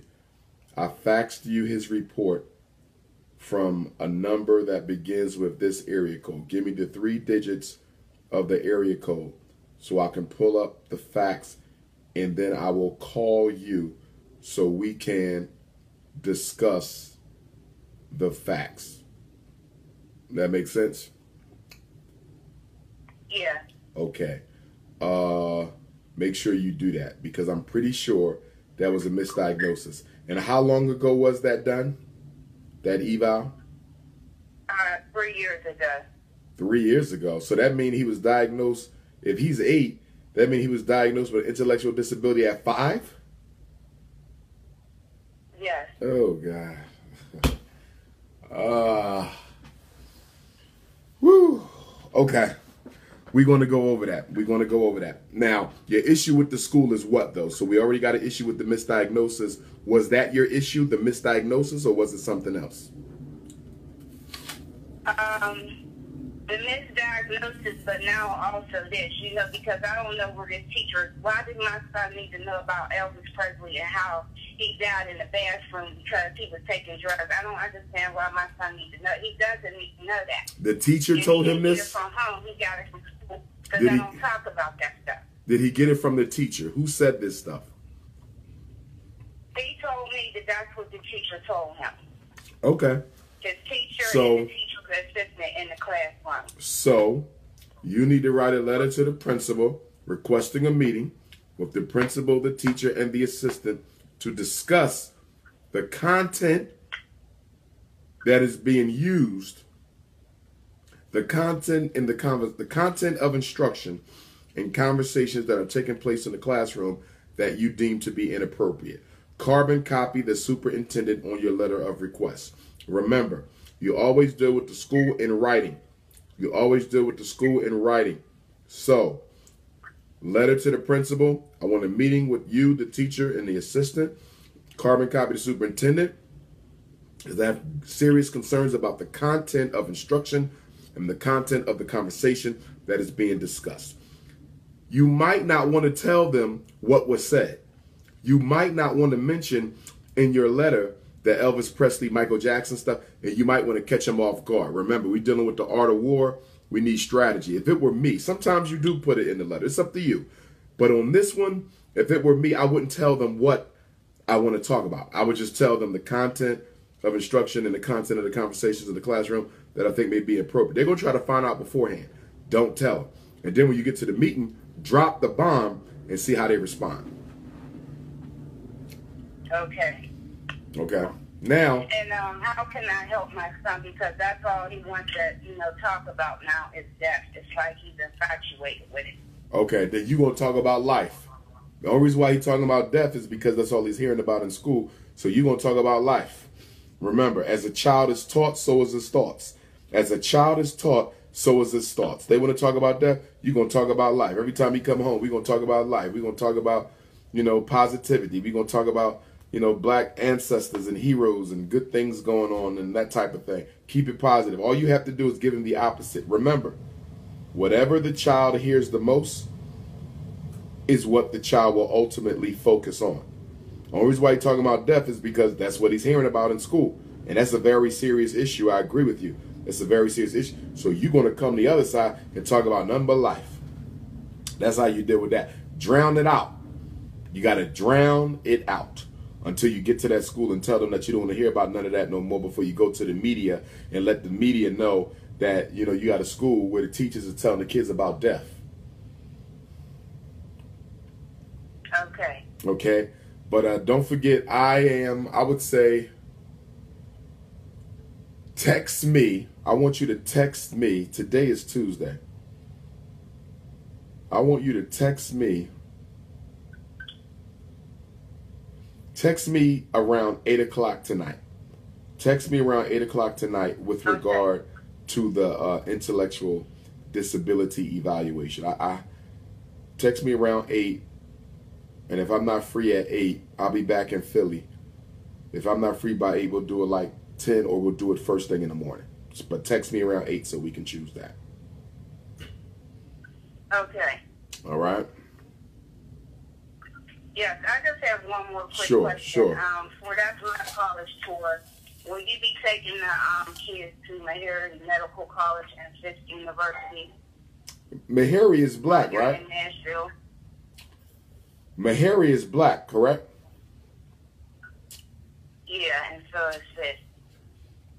Yes, definitely Fisk. So, yeah, we're going to add Meharry on there. I'm glad you told me that. I forgot about Meharry. So, yes, we're going to add Meharry Medical College to the 2nd annual Black College and Consciousness Tour itinerary. Yes, we will. Okay, because Fisk University is across the street from Harry, and that's a black school too. Oh yeah, well Fisk is already on the list. Fisk is already on the list. Oh, okay. Okay. All right, that's all I wanted to ask. All right, sweetheart. We're going to take care of that. Okay, thank you. Okay. Before I go to the next call, black men, all the brothers out there, if you're not married, it's time to get married. It's time for black men to get married. Give yourself a 2-year window. Okay, get married. I want as many of you guys to get married as possible by the time FDMG opens up on August the 21st, 2018. Get married, fellas, okay? We're going to make black love fashionable again. I didn't say go marry any black woman you find, because you got sisters with some serious issues. I know that. But you got, most sisters ain't got no serious issues, okay? And sisters, you need to get married, and be careful too, because you got some brothers with some issues. But we want you to get married to a brother who ain't got a whole bunch of issues, all right? Let's go to the next call. Who has a question? Where you calling from? This is Carolyn calling from Philly. Hey, Sister Carolyn, how you doing this, sis? I'm good. I just want to call and I've been on this call since the beginning, and I just want to say thank you for all you do. Stay strong and stay focused. Be blessed. Thanks a lot, love. I appreciate you and appreciate all the support you've given me over the years, even before, you know, I stepped into this mission right here. So I thank you for that, sister. And I thank you. Be blessed. Peace and blessings. One love, one love. Appreciate that. Always good to get some support from the hometown. Is there another question on the call this morning?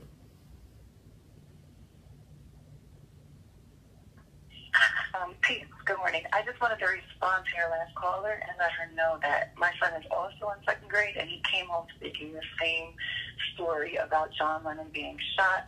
Wow. And I was kind of appalled too. I don't want to smack his teacher, but I did try to explain some things in a more childish version so that he didn't have the fear of someone running up on him and shooting him with a gun. Like, yeah, I don't like that. In 2nd grade, go ahead. I'm sorry. Go ahead, sister. I'm done.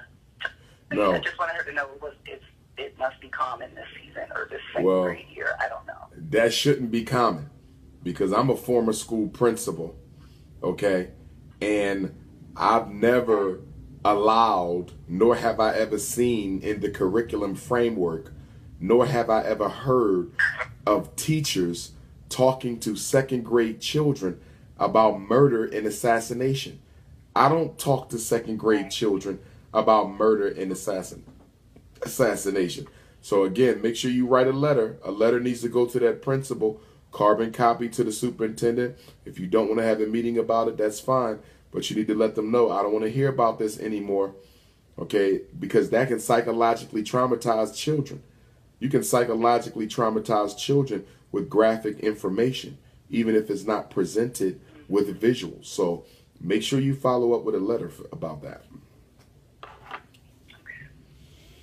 All right. Is there another question on the call this morning? Good morning. Can you hear me? Good morning, sister. Where you calling from? I'm calling from Los Angeles. Los Angeles. I will be there Saturday. Go right ahead, good sister. Okay, question. I guess a couple of things. One is, do you know anything about scholarships for the tour that's coming up this year? Did you say in June? Yes, ma'am. June 28th to July 12th, and we'll be leaving. Has that filled up, or is there a limited amount of kids that can go? Because I was starting a scholarship for my nieces and nephews and my grandchildren. Well, my grandchildren are not old enough yet, but my nieces and nephews are. Okay. And so I wanted to know. No, I did not start a scholarship, but what I think I am going to do is I think that I am going to do a Kickstarter and have brothers and sisters donate I will either do the Kickstarter and have brothers and sisters donate, or I will do a sponsor a child for the college tour, one or the other, or maybe both, because we do have some children who do have parents who won't be able to afford the $2,000 fee, which, although it's $3,500, I'll pay the other $1,500, they pay the $2,000. We will have some parents who can't afford that. So I'm glad you brought that up to me, because that's something folks talked about last year that I didn't move on last year. I'm going to move on it this year, to see if anybody wants to adopt a child, for the college tour, $2,000. Hopefully we can get a lot of people to do that. And if we get enough people to do the adopt a child, then maybe nobody has to pay, and then I'll just have to do a raffle to find out who actually gets selected to go on the tour. So I'm glad you brought that up to me. I'm going to move on that this week, my sister. I'm going to move on that this week. Go ahead. What are your thoughts about doing fundraising for the specific cause of the actual school, as well as the tours, being able to prepare our children for the school? I think it's very important to, kind of like get them in the mindset of this is what it's going to be. And so I just wanted to get your thoughts about that. And then lastly, I wanted to know what your thoughts about, because I was planning to come to San Diego. I don't have any young children anymore. However, I do have 3 grandchildren, and one of them is by a European woman. And I love my grandchildren or whatever, but I mean, I've had a problem with that, but I would like for them to be able to get the information and be able to understand more about what's going on with them. Well, they may be experiencing a lot of the things that they'll be going through. Okay.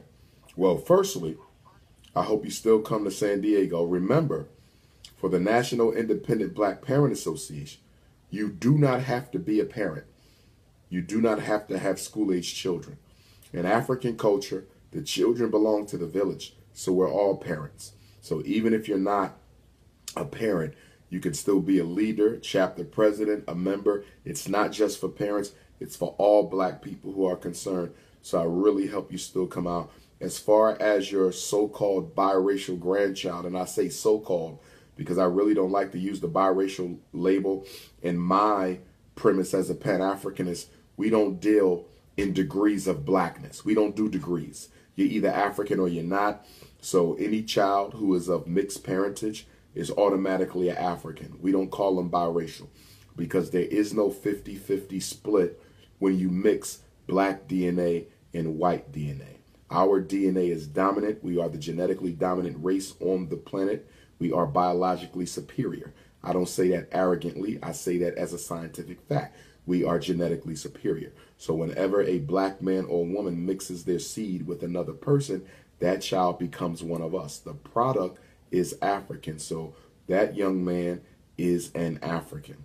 Okay. And when the school opens, he's more than willing to come and be there. I had this conversation with some Puerto Rican parents.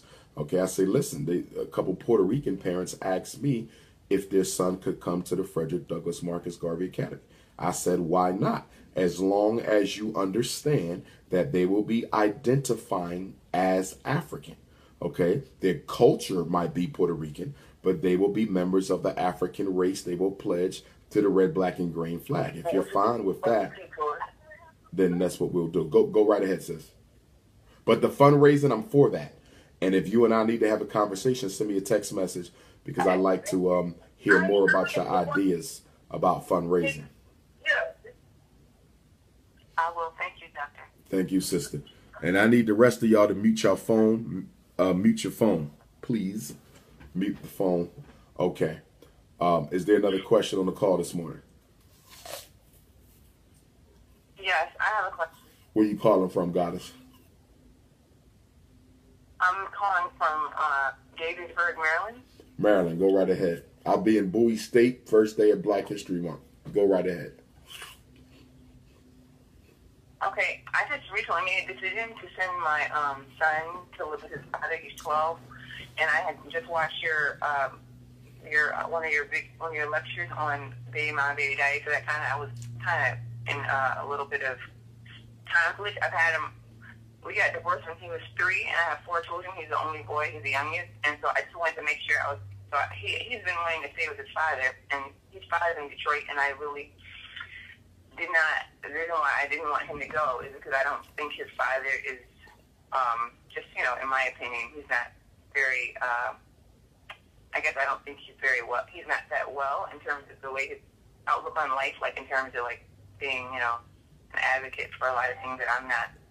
But anyway, I just wanted to make sure I'm making the right decision, even though I think that his father is not, in my opinion, the best parent to have him. Well, I mean, I didn't earlier, but since the court gave me physical custody of him a little, some years ago, because he didn't show up for court, and I went to court for child support. So, but now I decided to let him stay with his father, and I just wanted to make sure I was making the right decision, even though maybe his father doesn't have some values and things like that, or some habits that I don't necessarily like. So, just wanted to make sure I was making the right decision.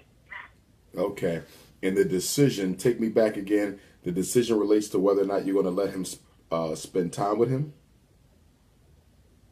No, I don't have a problem with spending time with him. I just recently said that he could keep him. He could stay with his father. Okay. With his father full time. So. Okay. How old is he? How old is he? 12. Okay, good. And I commend you, sister. I commend you, because a lot of mothers don't have the humility that you have. A lot of black mothers who have sons in their preteen and teen years don't have the humility to say, listen, he's been with me for 12 years. He's had his mommy. Now he needs his dad. And I'm going to let my son's father take primary physical custody of him. I salute you. We need more black mothers to do the same. I know a lot of fathers who are crying out to raise their sons once they hit that age. And even from an African cultural perspective, the children are with the mothers in the early years, but then they become with the fathers in the older years. They go through the rites of passage and so forth. Encourage, especially in today's black reality, where you have this black feminist power that says, don't give the fathers any control, don't give the fathers any power. And I really salute you for doing that. That takes a strong mother to do that. But go ahead. I'm sorry.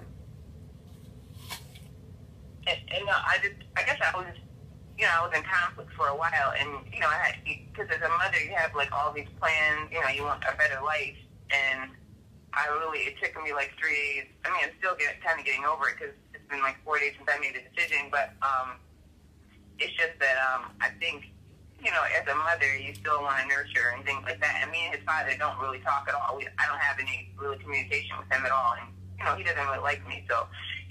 That's difficult when you have that kind of anger between the parent and stuff like that, where you can't, nurture like you want to. So I'm coming up with creative ways to do it, like over the phone, read them a story and stuff like that. But at the same time, it's difficult. It is very difficult, especially when you as a mother, you naturally want control over your kids. It's nothing wrong, it's natural. So just making sure I was making the right decision. So, because a lot of times you don't have anybody to ask, or you're making them. As a single mother, you're making those decisions by yourself. So, but I watched it. Exactly. I got you. Thank you for that, Queen. I think that's a good idea. Did you have a question that you wanted me to deal with? No, that's it. Okay. Making sure I'm making the right decision. You're making the right decision. You're making the right decision. Yes. And if it doesn't go right, it can always be reversed. I just spoke with a mom. She had a situation where her situation had to be reversed because of something that was going on, but it was a very rare case. It usually works out, and I'm sure it will work out. Just continue to maintain that contact. So since he's going to be with the father, make sure there's a regular visitation schedule for you. So will he be coming to see his mom, every weekend or every other weekend or during the holidays? Just make sure you continue to get your regular contact, and you'll be fine. Okay, thank you. Thank you, sister. Thank you. Is there another question on the call this morning?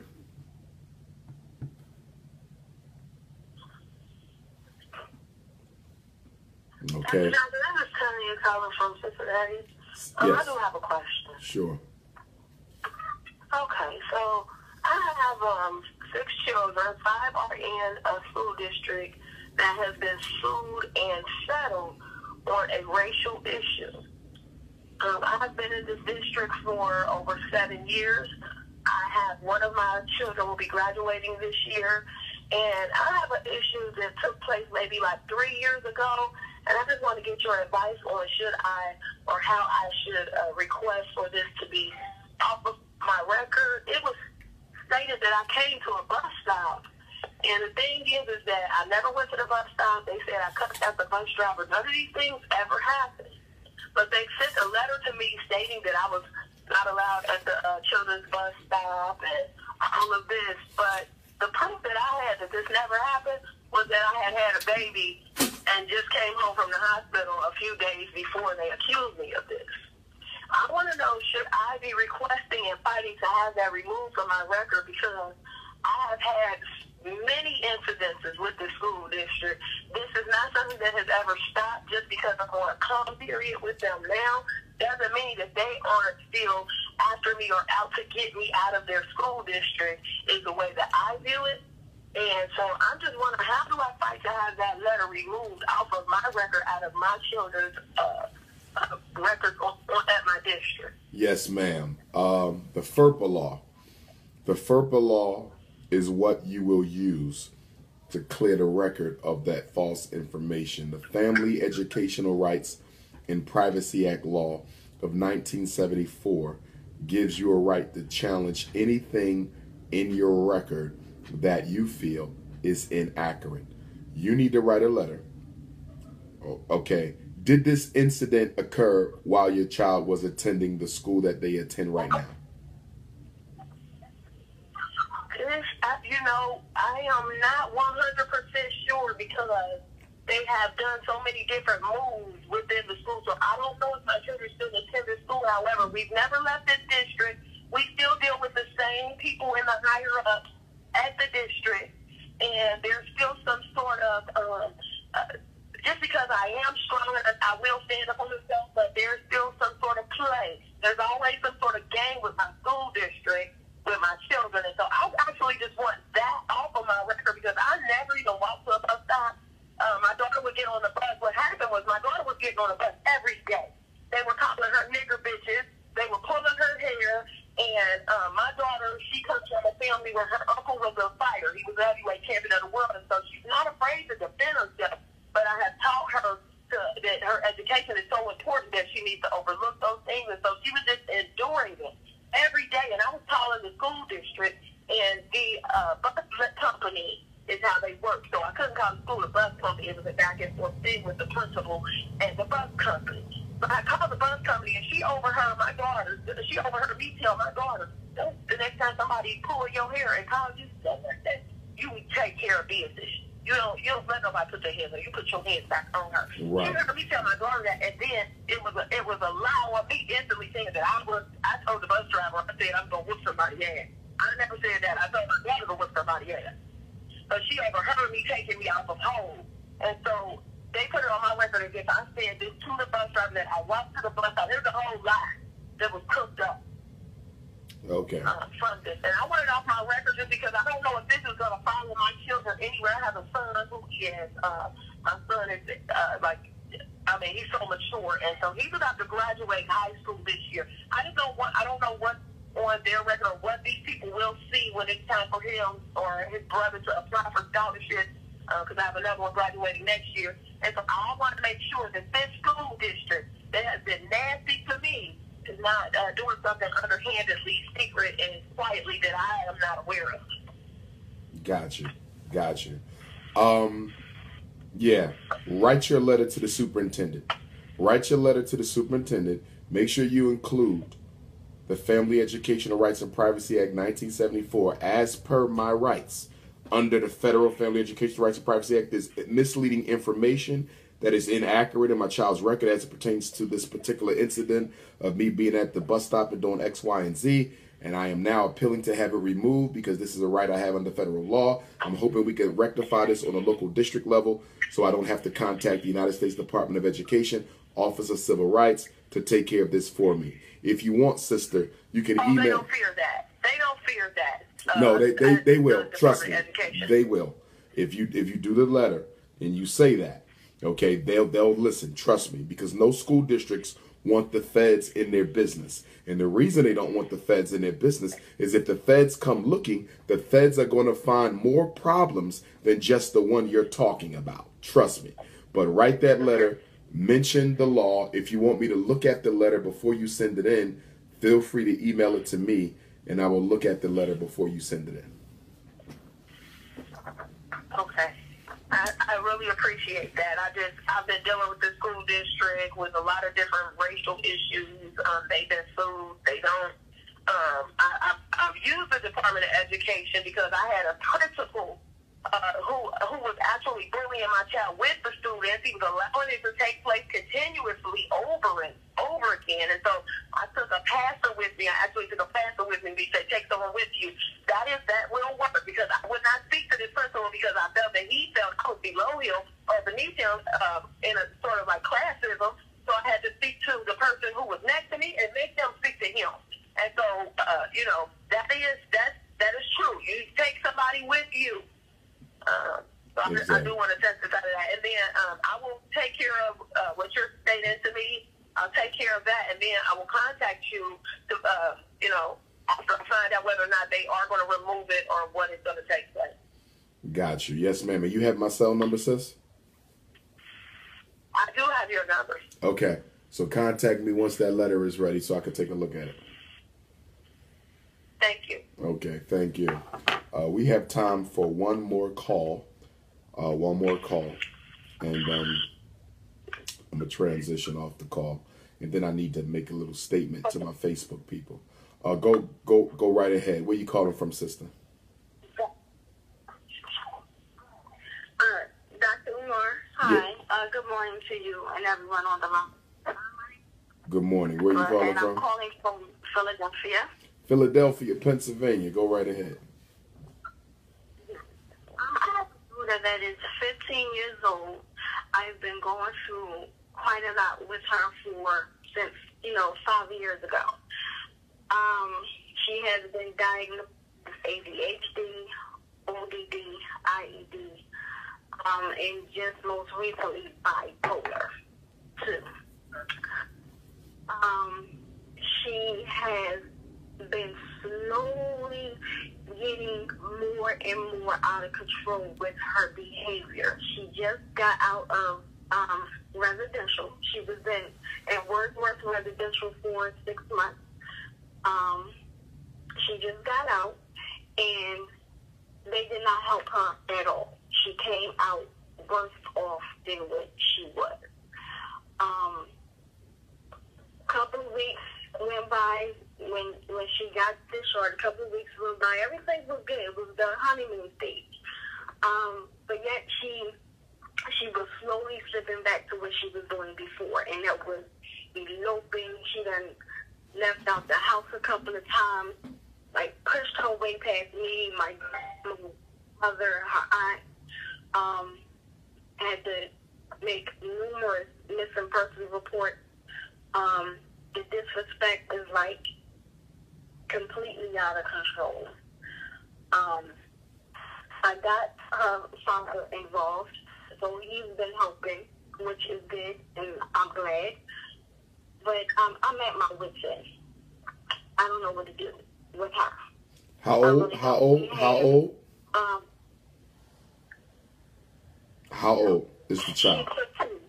She's 15. And she lives with you. Okay. The biological father, you said he's been helping, the biological father?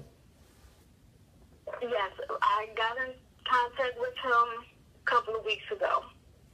Is he in Philadelphia? Yes, he is. Does he spend time with his daughter? Recently, since I got in contact with him, yes. Before, no. Okay, well, he needs to start. Before I got in contact with him, she was in the 6th grade. He needs to start spending time with his daughter. That's number one. He needs to start spending time with his child. That's number one. Number two, it sounds like there's a relationship issue between you and her. What is that coming from? Is there are there other children in the house? I have a son that is 11. He's the complete opposite of her.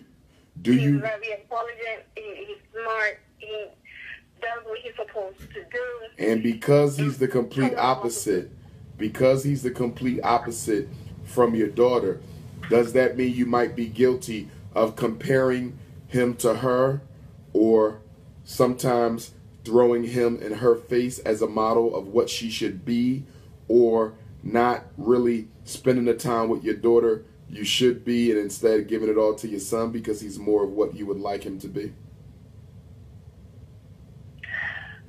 No. So you're not guilty of none of that? I've never done that. I don't compare. That's one thing I don't like doing is comparing. I don't do that with them two, and I don't do that with anybody else. Now, however, she feels as though when she started doing, when I first started having behavioral issues with her, she felt as though that she was the bad child and he was the good child, and I would sit her down and tell her, like, why would you feel that way? I don't compare them. You might not be conscious. You might not be conscious of all of your behavior. None of us are. But there's something that your daughter is picking up on that clearly is showing her that you have a preference for her brother and not her. Do they have the same father? No, they don't. Is your son's father involved in his life more than your daughter's father is involved in her life? Yes. That's another piece. Are you still with your son's father? Yes. That's another piece. So the youngest child, so it's coming together here. The 11-year-old has mommy and daddy, and y'all look like one big happy family. This situation sounds similar to one that was discussed by a previous caller.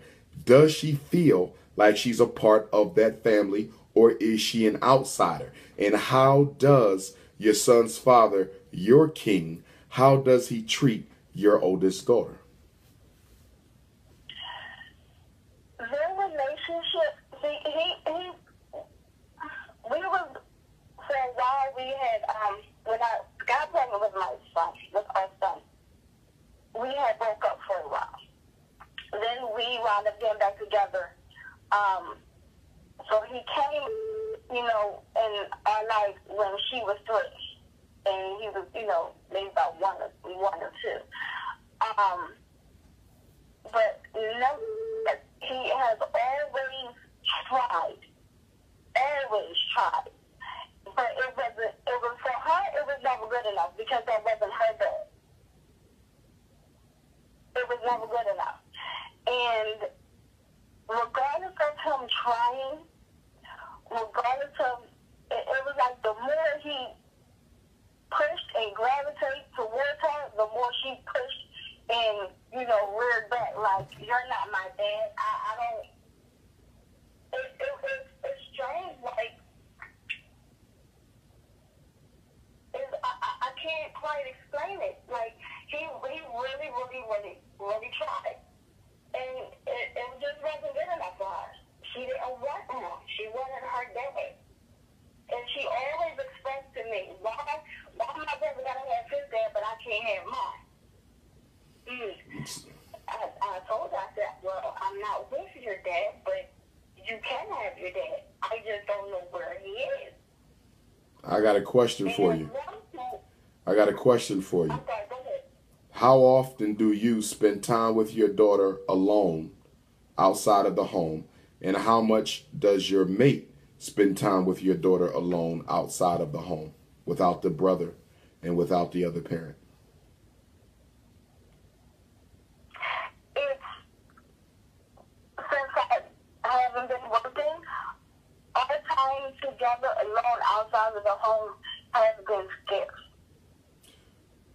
Say that again. When I was working, we used to do things all the time. We would have our, spa day and go out and just... And why did that stop? Why did that stop? working, it's Okay. our time Okay. out of the home has been scarce. Okay. And when was the last time? When was the last time y'all spent time out of the home together, you and your daughter? Oh wow, it's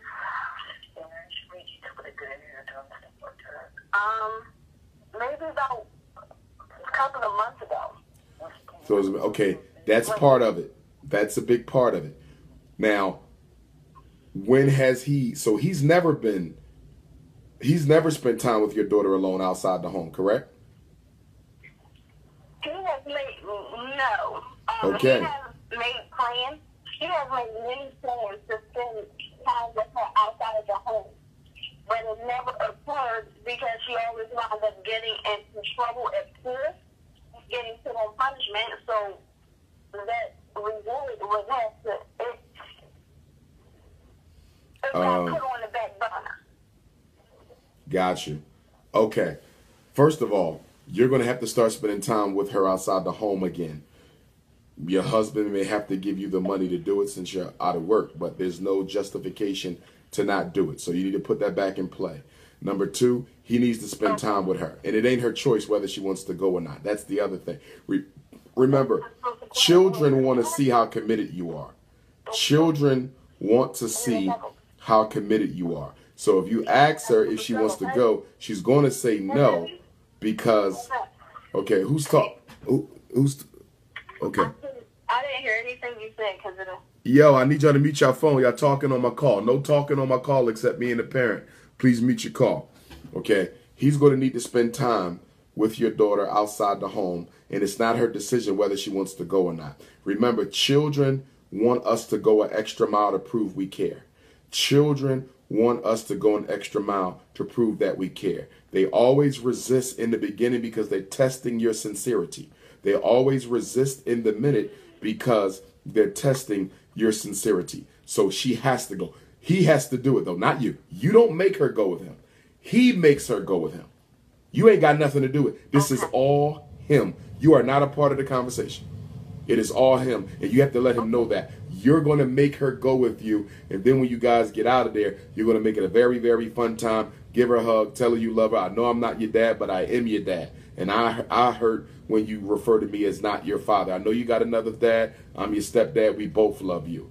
It's on him to do it, but you have to make him do it. It's on him to do it, but you have to make him do it. Okay? And then y'all got to make sure y'all including her.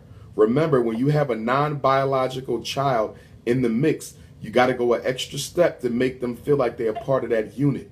And y'all have to be more conscious of how y'all might be excluding her without even knowing it. It might not be on purpose. So ask other people in your family. Ask friends who know you well.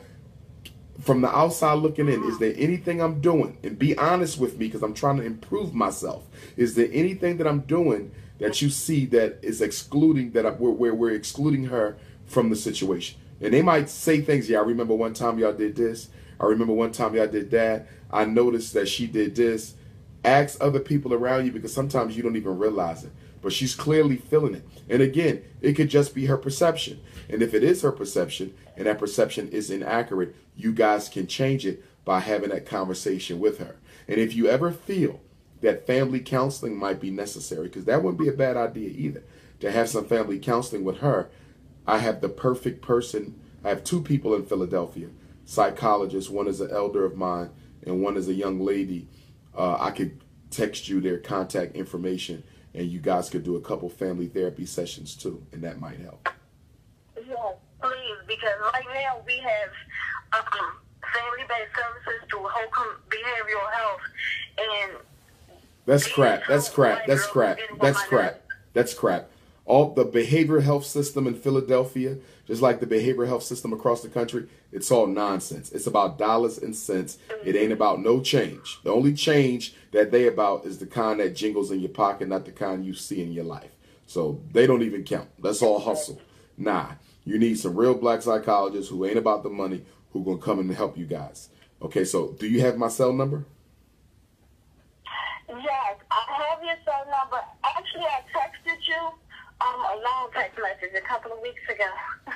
So you could text me again and say, I was on a call today, and you said you had a referral for me in Philadelphia for family counseling.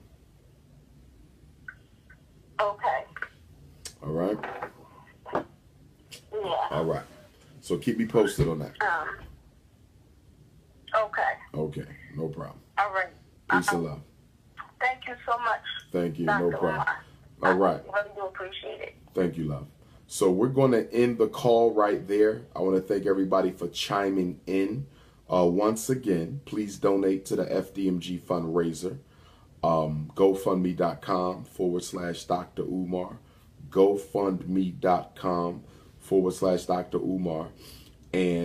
Or you can mail in your check or money order payable to FDMG Academy, P.O. Box 6872, Philadelphia, Pennsylvania 19132. We need more donations because we're going to get us a school this year. And I would like to actually have the school by March so I can have from March of 2017 all the way until August of 2018 to prepare the school for our young men, because we're going to create heaven on earth.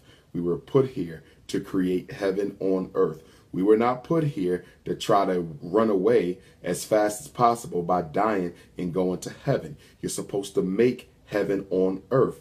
As the Lord's Prayer says, let it be on earth as it is in heaven. Let it be on earth as it is in heaven. Los Angeles, California, you will see me on Saturday. Los Angeles, you will see me on Saturday. And to my Los Angeles family, to my California family, special request from Dr. Umar. I haven't had the chance to be on any major radio platforms to be interviewed. I haven't had the chance of being on any major radio platforms to be interviewed for Saturday's power lecture. If you have any contacts in radio, because there's a lot of family in LA who don't know I'm coming because I haven't been on none of the networks. So if you have any contacts in Los Angeles and you can get me on the radio for a couple minutes, it don't have to be long, even 5 minutes, just to talk about what we're going to be talking about at the Ward AME Church on Friday, January the 7th, please email me, drumarjohnson@yahoo.com, or please text me at 215-989-9858. And I'm also available to come into the studio and do an interview. I will also be available to come into the studio and do an interview while I'm in Los Angeles, anytime Friday and anytime Saturday before the lecture. I repeat, I will be available anytime Friday, January the 6th, and anytime Saturday before the lecture. I need to hit the radio, and I haven't hit the radio yet. Okay, so please let's do that if we can. All right, so Los Angeles on Saturday, and then we have Dr. Khalid Abdul Muhammad in New York City on Thursday, January the 12th, 415 Atlantic Avenue. 415 Atlantic Avenue. The venue has been changed to accommodate the large crowd. And then it will be the Martin Luther King Jr. Center, Monday, January the 16th, right here in Atlanta. I will be back in Atlanta in 2 weeks. Okay, Monday, January the 16th. And then we move on to Durham, North Carolina. My first visit in 13 years. Last time I've been to Durham, I was Minister of Education for the UNIA. Okay, I was local, I was regional, I was not yet international. So this is my first time back in Durham after 13 long years since 2004. I hadn't even been to Africa yet, so looking forward to coming back to Durham. And then we have San Diego, California. We have San Diego the 27th and 28th, Friday and Saturday. I hope to see all of you at the National Independent Black Parent Association training. I want to see all of you. We have to organize special ed, discipline, policy, finance, social support, homeschool, parent advocacy. Please join us in San Diego, California. And then on the 29th will be the power lecture in San Diego at the World Beat Cultural Center. The link for the Sunday lecture in San Diego is not up yet. The link for the Sunday lecture in San Diego is not up yet, but I will have it up by tomorrow. I'm sorry for the delay.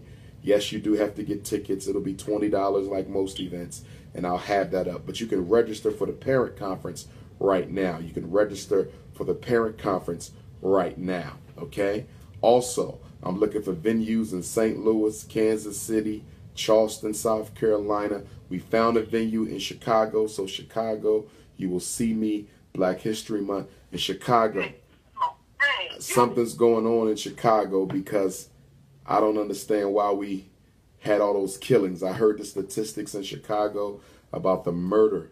Okay, what was it? 800 bodies almost. Chicago had its highest homicide count since 1997, I believe they said. Chicago had its highest homicide count since the 90s. Chicago, what is going on? And I believe that a lot of these murders, and my heart go out to the families of all Black people who've been murdered, and my heart goes out to Chicago. In Chicago, you know, we have a special relationship because you guys helped make me. You helped start the career of Dr. Umar Johnson from the international perspective. So, you know, there's a special relationship there with Chicago as it relates to my history. And Chicago, I'm wondering, you know, is it possible? And I believe it is, and I've even heard evidence of this, that a lot of the Blacks being murdered in Chicago are not being killed by Black people. A lot of the Blacks being murdered in Chicago are not being killed by Black people. I believe that either the state government or the local government, but I think more accurately, the federal government has hired a paramilitary covert agency to carry out systemic assassination of Black men and women in the interest of population control. I'm going to say this again, and I have evidence of this. I believe that there is a paramilitary operation financed by the government operating in these United States, and I believe Chicago is a test case. I believe Chicago is a test case in the mass extermination of Black people. I believe mercenaries are killing these Black people. In Chicago, you have video cameras at most intersections. In Chicago, you have video cameras at most intersections. Chicago has more police than most cities in America. How can you tell me no one knows who killed this person? How can you tell me no one knows who killed that person? Don't get me wrong, for a lot of these murders, if they were caught on tape, for a lot of these murders, they did catch the perpetrator. But for so many hundreds more, they did not. I believe these are contracted killings. These are contracted killings for organ traffic. Contracted killings for organ traffic. And not only contracted killings for organ traffic, I also think these are contracted killings by the United States government in the effort of population control. I believe that. Until I see evidence to the contrary, I believe that. Facts. Facts. Chicago is a test case. And I think we're going to see more of these mercenary armies. The purge is real. The purge is real. The purge is real. Now, first of all, I want to say thank you to all of my haters. I want to say thank you to all of my haters, okay, for going out of your way to give me so much publicity with all the fake pages on Instagram and all the fake pages on Twitter and all the fake pages on Facebook and Snapchat. I want to thank you from the bottom of my heart. I want to thank all of my haters, all of my detractors, all of the trolls that are always on my posts.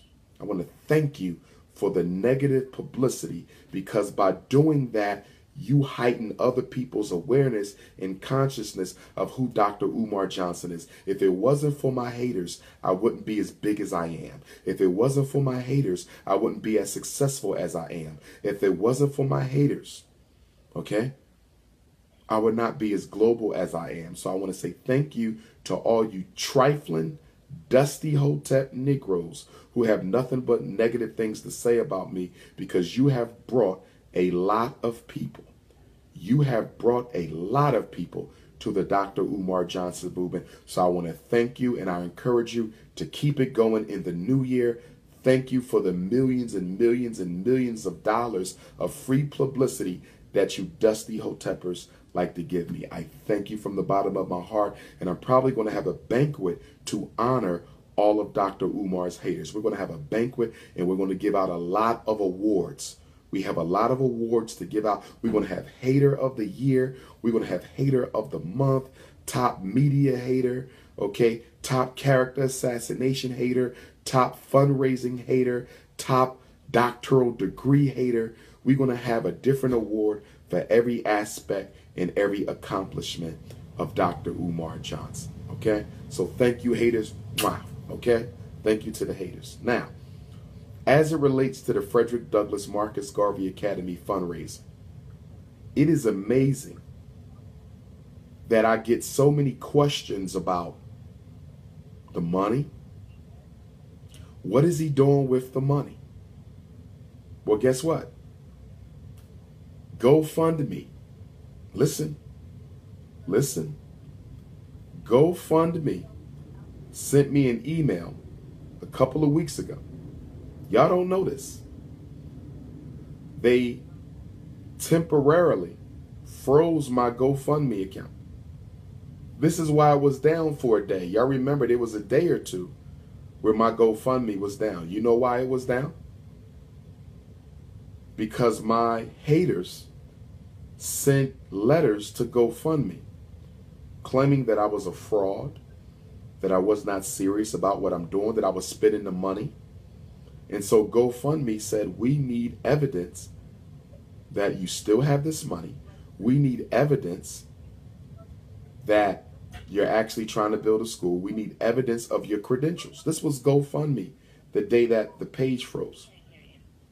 So what I did was I sent GoFundMe a copy of the account ledger. I sent them a copy of the Frederick Douglass Marcus Garvey Academy account. I said, here, as you can see, there hasn't been a single withdrawal from this account since it was opened almost 2 years ago. Not a single withdrawal. And then I gave them the bank information and I said, feel free to contact my bank and verify that the information you see on that statement is accurate. And you also have permission to ask them if any withdrawals have been made from this account since it opened. GoFundMe did their investigation. They came back. They apologized and said we had to do this because your people, here we go again, your people, here we go again, your people were contacting us making accusations against you. We apologize that we froze your account during the holiday season. We apologize, but we had to because we were getting letters from people who were claiming you are not what you claim to be. So then I had to give them information on my university credentials because, again, you trifling Negroes. Okay, and I'm talking to the haters, okay, not the haters. Y'all been claiming that I don't have no doctorate. I'm not a school psychologist. I ain't been doing this for almost 20 years. Okay, so I had to show them I graduated from Millersville University of Pennsylvania, bachelor's in psychology, bachelor's in political science, master's in school psychology. Feel free to contact. I had to tell them I got my master's and my principal certificate from Lehigh University. I told them to contact them. I had to tell them I got my third master's and my doctorate from PCOM. Feel free to contact them. Okay? And then the Frederick Douglass thing came up, so I had to give them that. I'm a direct descendant of Stephen Henry Bailey, my 4 times great-grandfather, who was Frederick Douglass's first cousin, half-brother by virtue of slavery. I am a direct blood descendant of Isaac and Betsy Bailey, just like Frederick Douglass. I'm a direct blood descendant of Isaac and Betsy Bailey, just like Frederick Douglass. Family tree, here we go. Contact them, see if I'm not blood. So, y'all know I had to go through this for my doctorate. I had to go through this for GoFundMe. What else I had to go through this? Something else y'all did. What else did they do, y'all? The doctorate, the credentials, the GoFundMe, the bloodline. But to make a long story short, brothers and sisters, these haters, oh, also the IRS had contacted me too, because they wrote to the IRS. I want y'all to know how far they go. So when you guys take up for me, I thank you guys for taking up for me. They've contacted the IRS. Okay. You know, this is what they do. This is what they do. But I want to thank them. I want to thank them because you can only fly against the friction of the wind. You can only fly against the friction of the wind. So I want to thank you haters for all the negativity that you have brought to my life, because it has only made me more resolute. It has only made me more determined. It has only made me more committed to build heaven on earth for our black boys. Now, I looked at a school in Atlanta yesterday. I actually got inside. Y'all didn't see me inside, but the owner showed up and we got a chance to go inside. It's not a large school. It's a 220 student school. It needs some work. But let me tell you what I do like about the school I saw in Atlanta yesterday. Okay? It has a very large backyard. Y'all saw that on the very large. So I'm looking at the football field. I'm looking at the basketball court. There is no inside gym. And then the other side of the yard, you know what I want to do with that? I want to turn that into a physical training center where we have our own manhood training combat station where they got to climb through the mud and lift up and do the pull-ups and do the straight thug workout. You feel me? The Pan-Africanist workout, and where they got to climb up the ropes, the same type of training you get in the military. The same type of training you get in the military. I would like to do that training gym for the boys so they can stay in shape and build that alpha male energy, that physical alpha male energy. Now, there's no gym inside the school, but excellent outside the school. And he's giving me, the price ain't bad. He said, because the school is just under $1 million. The school is just under $1 million. But the owner, who is white, he said, I will work with you. You give me this amount down and this amount a month, and I will work with you. Direct buyer to seller agreement. So with the good thing about the Atlanta school, I ain't got to get no bank. I ain't got to get no bank loans. He said he will work with me on a lease to own type of deal. So when I come back for Martin Luther King Day, Atlanta, Atlanta, I need my Atlanta family, my Georgia family. I need some contractors, some plumbers, electrician, structural engineer. I need him to walk through that school. He said, he said, it's no problem. Just call me. I can get you back in. So what I need you guys to do, Atlanta, text me 215-989-9858. Do you know of some reliable I don't need no Jacqueline. I need people with paperwork. This is serious now. This is the people's money. I need people with paperwork. But when I come back that weekend, King Day is on Monday the 16th. So I'm going to come on Friday or Saturday. So I'm hoping on Saturday or Sunday, I can bring a team to walk through that school for 1 or 2 hours and tell me, Doc, if you get this school, this is what it's going to take to get it in order so I can do the numbers, because the Atlanta school does look financially doable, brothers and sisters. The Atlanta school does look financially doable. Now, I know it only does 220 students. So guess what I'm thinking we might do? If we do the Atlanta school, we may have a day school, right? The day school for, let's say we do kindergarten, first, second, and third in the day. So they go to school from, 8 to 3, okay? And then we have an evening school for the 4th, 5th, 6th graders, and they may come in the evening time. Now, parents who don't want that, they don't have to. You follow? Or we might go a little bit higher and say, guess what? We're going to do a 7th and 8th grade academy in the evening. where they go from like 3 until 8. They get dinner, they get the instruction, they get their manhood training, everything from like a 3 to 8, they go home and then they go to bed. So we may operate a day school and then we may operate a evening school. Now I'm gonna have to check the law because I don't know if children can go to school in the evening. If they can't, then we won't be able to. But even if we don't do that, guess what I'm gonna do?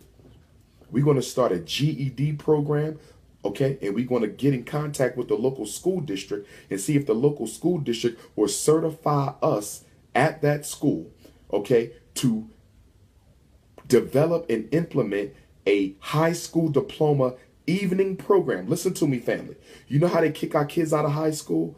Behavior, truancy, violence. We want to get permission from the district to give out a high school diploma for those who need alternative education. So when the babies are done at 3 o'clock, then guess what? The teenagers will come in from 4 until 9, and they will get their African history. They will get their economic science. They will get their military and political science. They will get their manhood training. And so now we're operating an alternative high school, an alternative special high school at nighttime, twilight program for the babies. For the teenagers, the babies, I'm still calling them babies, the teenagers, so they can get a regular high school diploma. Facts. Facts. Facts. And then the school district, if they want, they can enter into a contract with the Frederick Douglass and Marcus Garvey Academy. A contract with the Frederick Douglass, because I don't want no donations and no grants. We don't do that. This is Garveyism.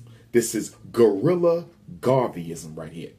So if they want, they can enter into a contract where we provide the alternative education services for so-called delinquent, maladjusted African-American high school students. They get an FDMG, alternative high school diploma. Facts. For those of y'all who got, we had parents called today. The 15-year-old dropped out. The 16-year-old got kicked out. The 17-year-old went to jail. They won't let him back. So how about high school alternative education in the evening at FDMG? Facts. So Atlanta, if you know some contractors, please send them to me. Text me, because we only got 2 weeks. We ain't got time to play. We got 2 weeks. Okay? So we got the Atlanta scenario in play. Detroit. I will be back in Detroit to look at Detroit public schools on the 19th and 20th of January. Detroit. I need you to do the same thing. Text me. Engineer, plumber, structural engineer, architectural engineer, plumber, electrician, contractor. So when I look at the Detroit schools on one day, the next day we can come back and have the contractors, the building crew walk through and tell me what we need. So that's Detroit in play. Atlanta is in play. I still have some schools in North Carolina, South Carolina, and Delaware I have to look at. Okay? But Detroit and Atlanta are looking good. Detroit and Atlanta are looking good. Detroit and Atlanta are looking good. Now, let me deal with this other thing where Negroes is talking about, why can't you start small? So you mean to tell me that your expectations for our community are so low? Your expectations for our community are so low that for Dr. Umar Johnson to say that I want to start with a real school building, the building in Atlanta is only 220 students. So you mean to tell me because I want to start with a real school building, I'm starting too big? Are you serious right now? For real, I'm starting too big? Are you serious? But you spend $9 billion on weave and perm. You spend $2 billion on Air Jordan. You spend $4 billion on alcohol and malt liquor. You buy 3 times the Mercedes-Benzes of white folk with only 1/3 of the wealth.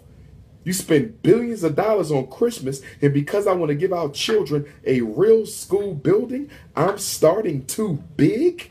I need to start small? So you want me to just start another homeschool? So you mean to tell me that's how you think about our kids? That you don't care if they just stuck in homeschools for the rest of their life? You don't care if they just stuck in a storefront, okay, where school is being held inside of the church, or school is being held in a little corner store that used to be a liquor joint. I mean, that's enough for you. You're fine with that. You're fine if Dr. Umar Johnson just goes open up a little rinky-dink homeschool operation where all the kids are crowded into the kitchen and crowded into the living room, and I can only work with a couple of them. You're fine with that. That's what you think about the future of black folks. That's what y'all think about the future of black people. You're comfortable. You're comfortable with our kids, with all these millions of dollars we got. You're comfortable with our kids existing in a makeshift, underdeveloped, undersupported, underfunded school operation. That's not me, brothers and sisters. I'm not into that. I am a nation builder. I am a nation builder. And as a nation builder, we deserve institutions, and our children deserve institutions, and they deserve a place where they can run around. You can't run around at no homeschool. They deserve that. They deserve that, family, and that's exactly what I'm going to give them. They deserve that. You don't see Jewish kids running around at the homeschool. They got Jewish schools. You don't see the Chinese kids running around at the homeschool, little makeshift storefront, little ghetto-fied Afrocentric academy. I'm not doing that. I'm not doing that. You can do that, but I'm not going to do that because that's not what I was put here for. That's not what my ancestors put me here for. I got 6 degrees, damn it, and I'm going to use every one to help our children. I'm going to use the doctorate. I'm going to use the 3 masters. I'm going to use every credential, every day of experience and expertise that I got because our children deserve better. Facts. And what I don't understand is if you don't agree with me, I respect you. You don't have to agree with me. Go do your own school. Do my supporters understand me when I see my supporters is feeling me? I'm one. If you don't agree with Dr. Umar, move on. Do your own school. Why we only got to have one person working on the same initiative? We should have 100 people building their school. If you want to do homeschool academies, go do it. You want a charter school, go do it. I haven't stopped anybody from starting their own school. We have millions of black children. We have millions of black children who need this education. We got millions. So you ain't got to be on my team. Go start your own team. You got a lot of schools already out there. Go and help them. But you Negroes gravitate to me hating because you jealous. It ain't about the school. You jealous. You envious. You wish it was you. You wish you had the program. And so you hate because you cannot be me. You don't want to be me. This is a hard job. You might see the benefits, but you don't see the detriments. It's work involved in this. Every step you take, somebody trying to destroy you, you don't want that kind of life. That ain't no way somebody should have to live. You got to watch what you say on the phone. You got to watch how you interact with people because there's always somebody looking to destroy you. You don't want that life. So if you don't want to support me, you don't have to. Keep it moving. Just like my supporters were telling y'all on the live feed. They're coming on there hating. What you here for? What are you here? If you don't like the man, why do you keep coming to his platform? You know why? Because you really do like me, but you can't say it. You really do appreciate me, but you can't say it. You really do love Dr. Umar Johnson, but you can't say it. In fact, a great man once said that jealousy and envy is nothing more than negative admiration and adulation. Jealousy and envy is nothing but negative admiration and adulation. I don't put myself above nobody. I'm no better than y'all. If you've ever been in my space, you know that I'm a very humble brother.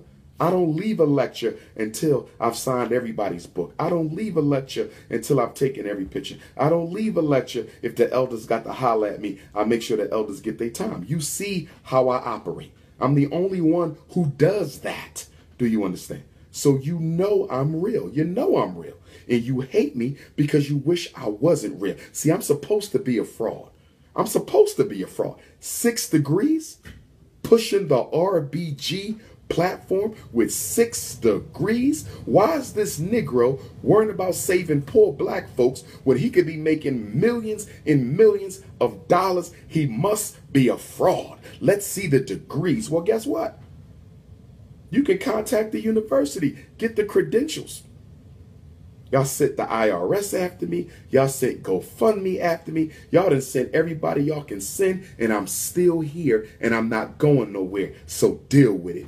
Facts. I'm still here, and I'm not going nowhere because I've been assigned on this mission by the ancestors. This is an ancestral movement. It is bigger than me. I am not the movement. It is coming through me. Supreme consciousness is using me to get a job done. If you got eyes, you can see this. And don't get me wrong, I'm humble. I didn't want to accept it myself. But this is what I'm told by the spiritual community, the priests and the Ianifas and the Babalawos and the Santerias. They tell me, listen, you are different. Not better, but you're different. Your mission ain't like no one else's in the conscious community. That's just the way it is. You're going to be attacked more because your goal is greater. And the reason you can't walk away from it, Ifa Tunde, no matter how much you want to, is because the ancestors sent you to do this job. You cannot quit it. We don't know how it's going to turn out, but what we do know is it's bigger than you and it's bigger than us. So stay the course. So stay the course. You're going to make mistakes. You're going to make mistakes, but you got to get right back on focus. The mistakes will make the work harder, but what God has ordained for you, nobody can take. Keep going. Don't worry about the detraction. Keep going. Your haters are supposed to be there. They part of the equation. Keep going. So that's all. That's all. I'm just a regular brother. Okay, an ordinary brother who's been chosen to do a super ordinary thing. Okay, you got to ask the ancestors. I don't know. I don't know why they came into the ghettos of North Philadelphia. I don't know why they came into the ghettos of North Philadelphia, 8th and Susquehanna Avenue. Okay, dead broke poverty. Shout out to all my North Phillyites out there. Shout out to West Philly, Southwest Philly, South Philly, Germantown, Northeast, Dogtown. Shout out the East Oak Lane, West Oak Lane. But the ancestors came into the ghetto. And for some reason, they chose my parents. And on Nat Turner's birthday, I came forth with an Odu that said this is his job. I don't know. I don't know why me. I don't know that. I'm not even worried because I'll never know until I go on that side. So just let me do me. You think it's a coincidence that the next full solar eclipse is on August the 21st? You think that's a coincidence? You think that's a coincidence? You think it's a coincidence that we have a solar eclipse? There's going to be one in February, and then there's going to be one in August. There's going to be one in February, and then there's going to be one on August the 21st. Do you think that's a coincidence? Do you know the Nat Turner story? Are you aware that Nat Turner saw an eclipse and that was his trigger to begin the revolution? Are you aware? Are you aware that the year that the bloodiest slave revolt in American history got started, there was an eclipse in February and an eclipse in August? And so here we are in 2017, and it's going to be another eclipse in February and an eclipse in August. Is it a coincidence? Is it a coincidence? I'm just an ordinary brother trying to do a super ordinary thing. I want to shout out my supporters. I love y'all. All the sisters. I love my queens. Shout out to all the queens out there. All my brothers who got my back, who stand beside me. I appreciate you, brothers. Okay. It's been a lovely journey. It has its ups and downs, but we got a new year. We're going into it optimistically. We got the first international Black Consciousness Convention popping. The first international Black Consciousness Convention popping. And this is going to be a great thing, y'all. This is going to be a great thing. So we're going to be strong. We ain't worrying about the hate. We appreciate the hate because you giving me free marketing. Y'all giving me free pages and you think you hating. But when people find out who I am, they like, wow, thank you, haters. This man helped me with my son. Thank you, haters. This man changed my life. Thank you, haters. This man confirmed what I've been thinking. Thank you, haters. This man gave me an idea for a business. Thank you, haters. This man inspired me to go into business. So I thank you, haters. Thank you. Keep going. So brothers and sisters, I'm going to end it on that note. We will be back again next Tuesday, Black Parent Teleconference. Next Tuesday, I will still be in Philly. Okay, so next week's call will be from Philadelphia. Okay, and we're going to end it on that note. One God, one aim, one destiny.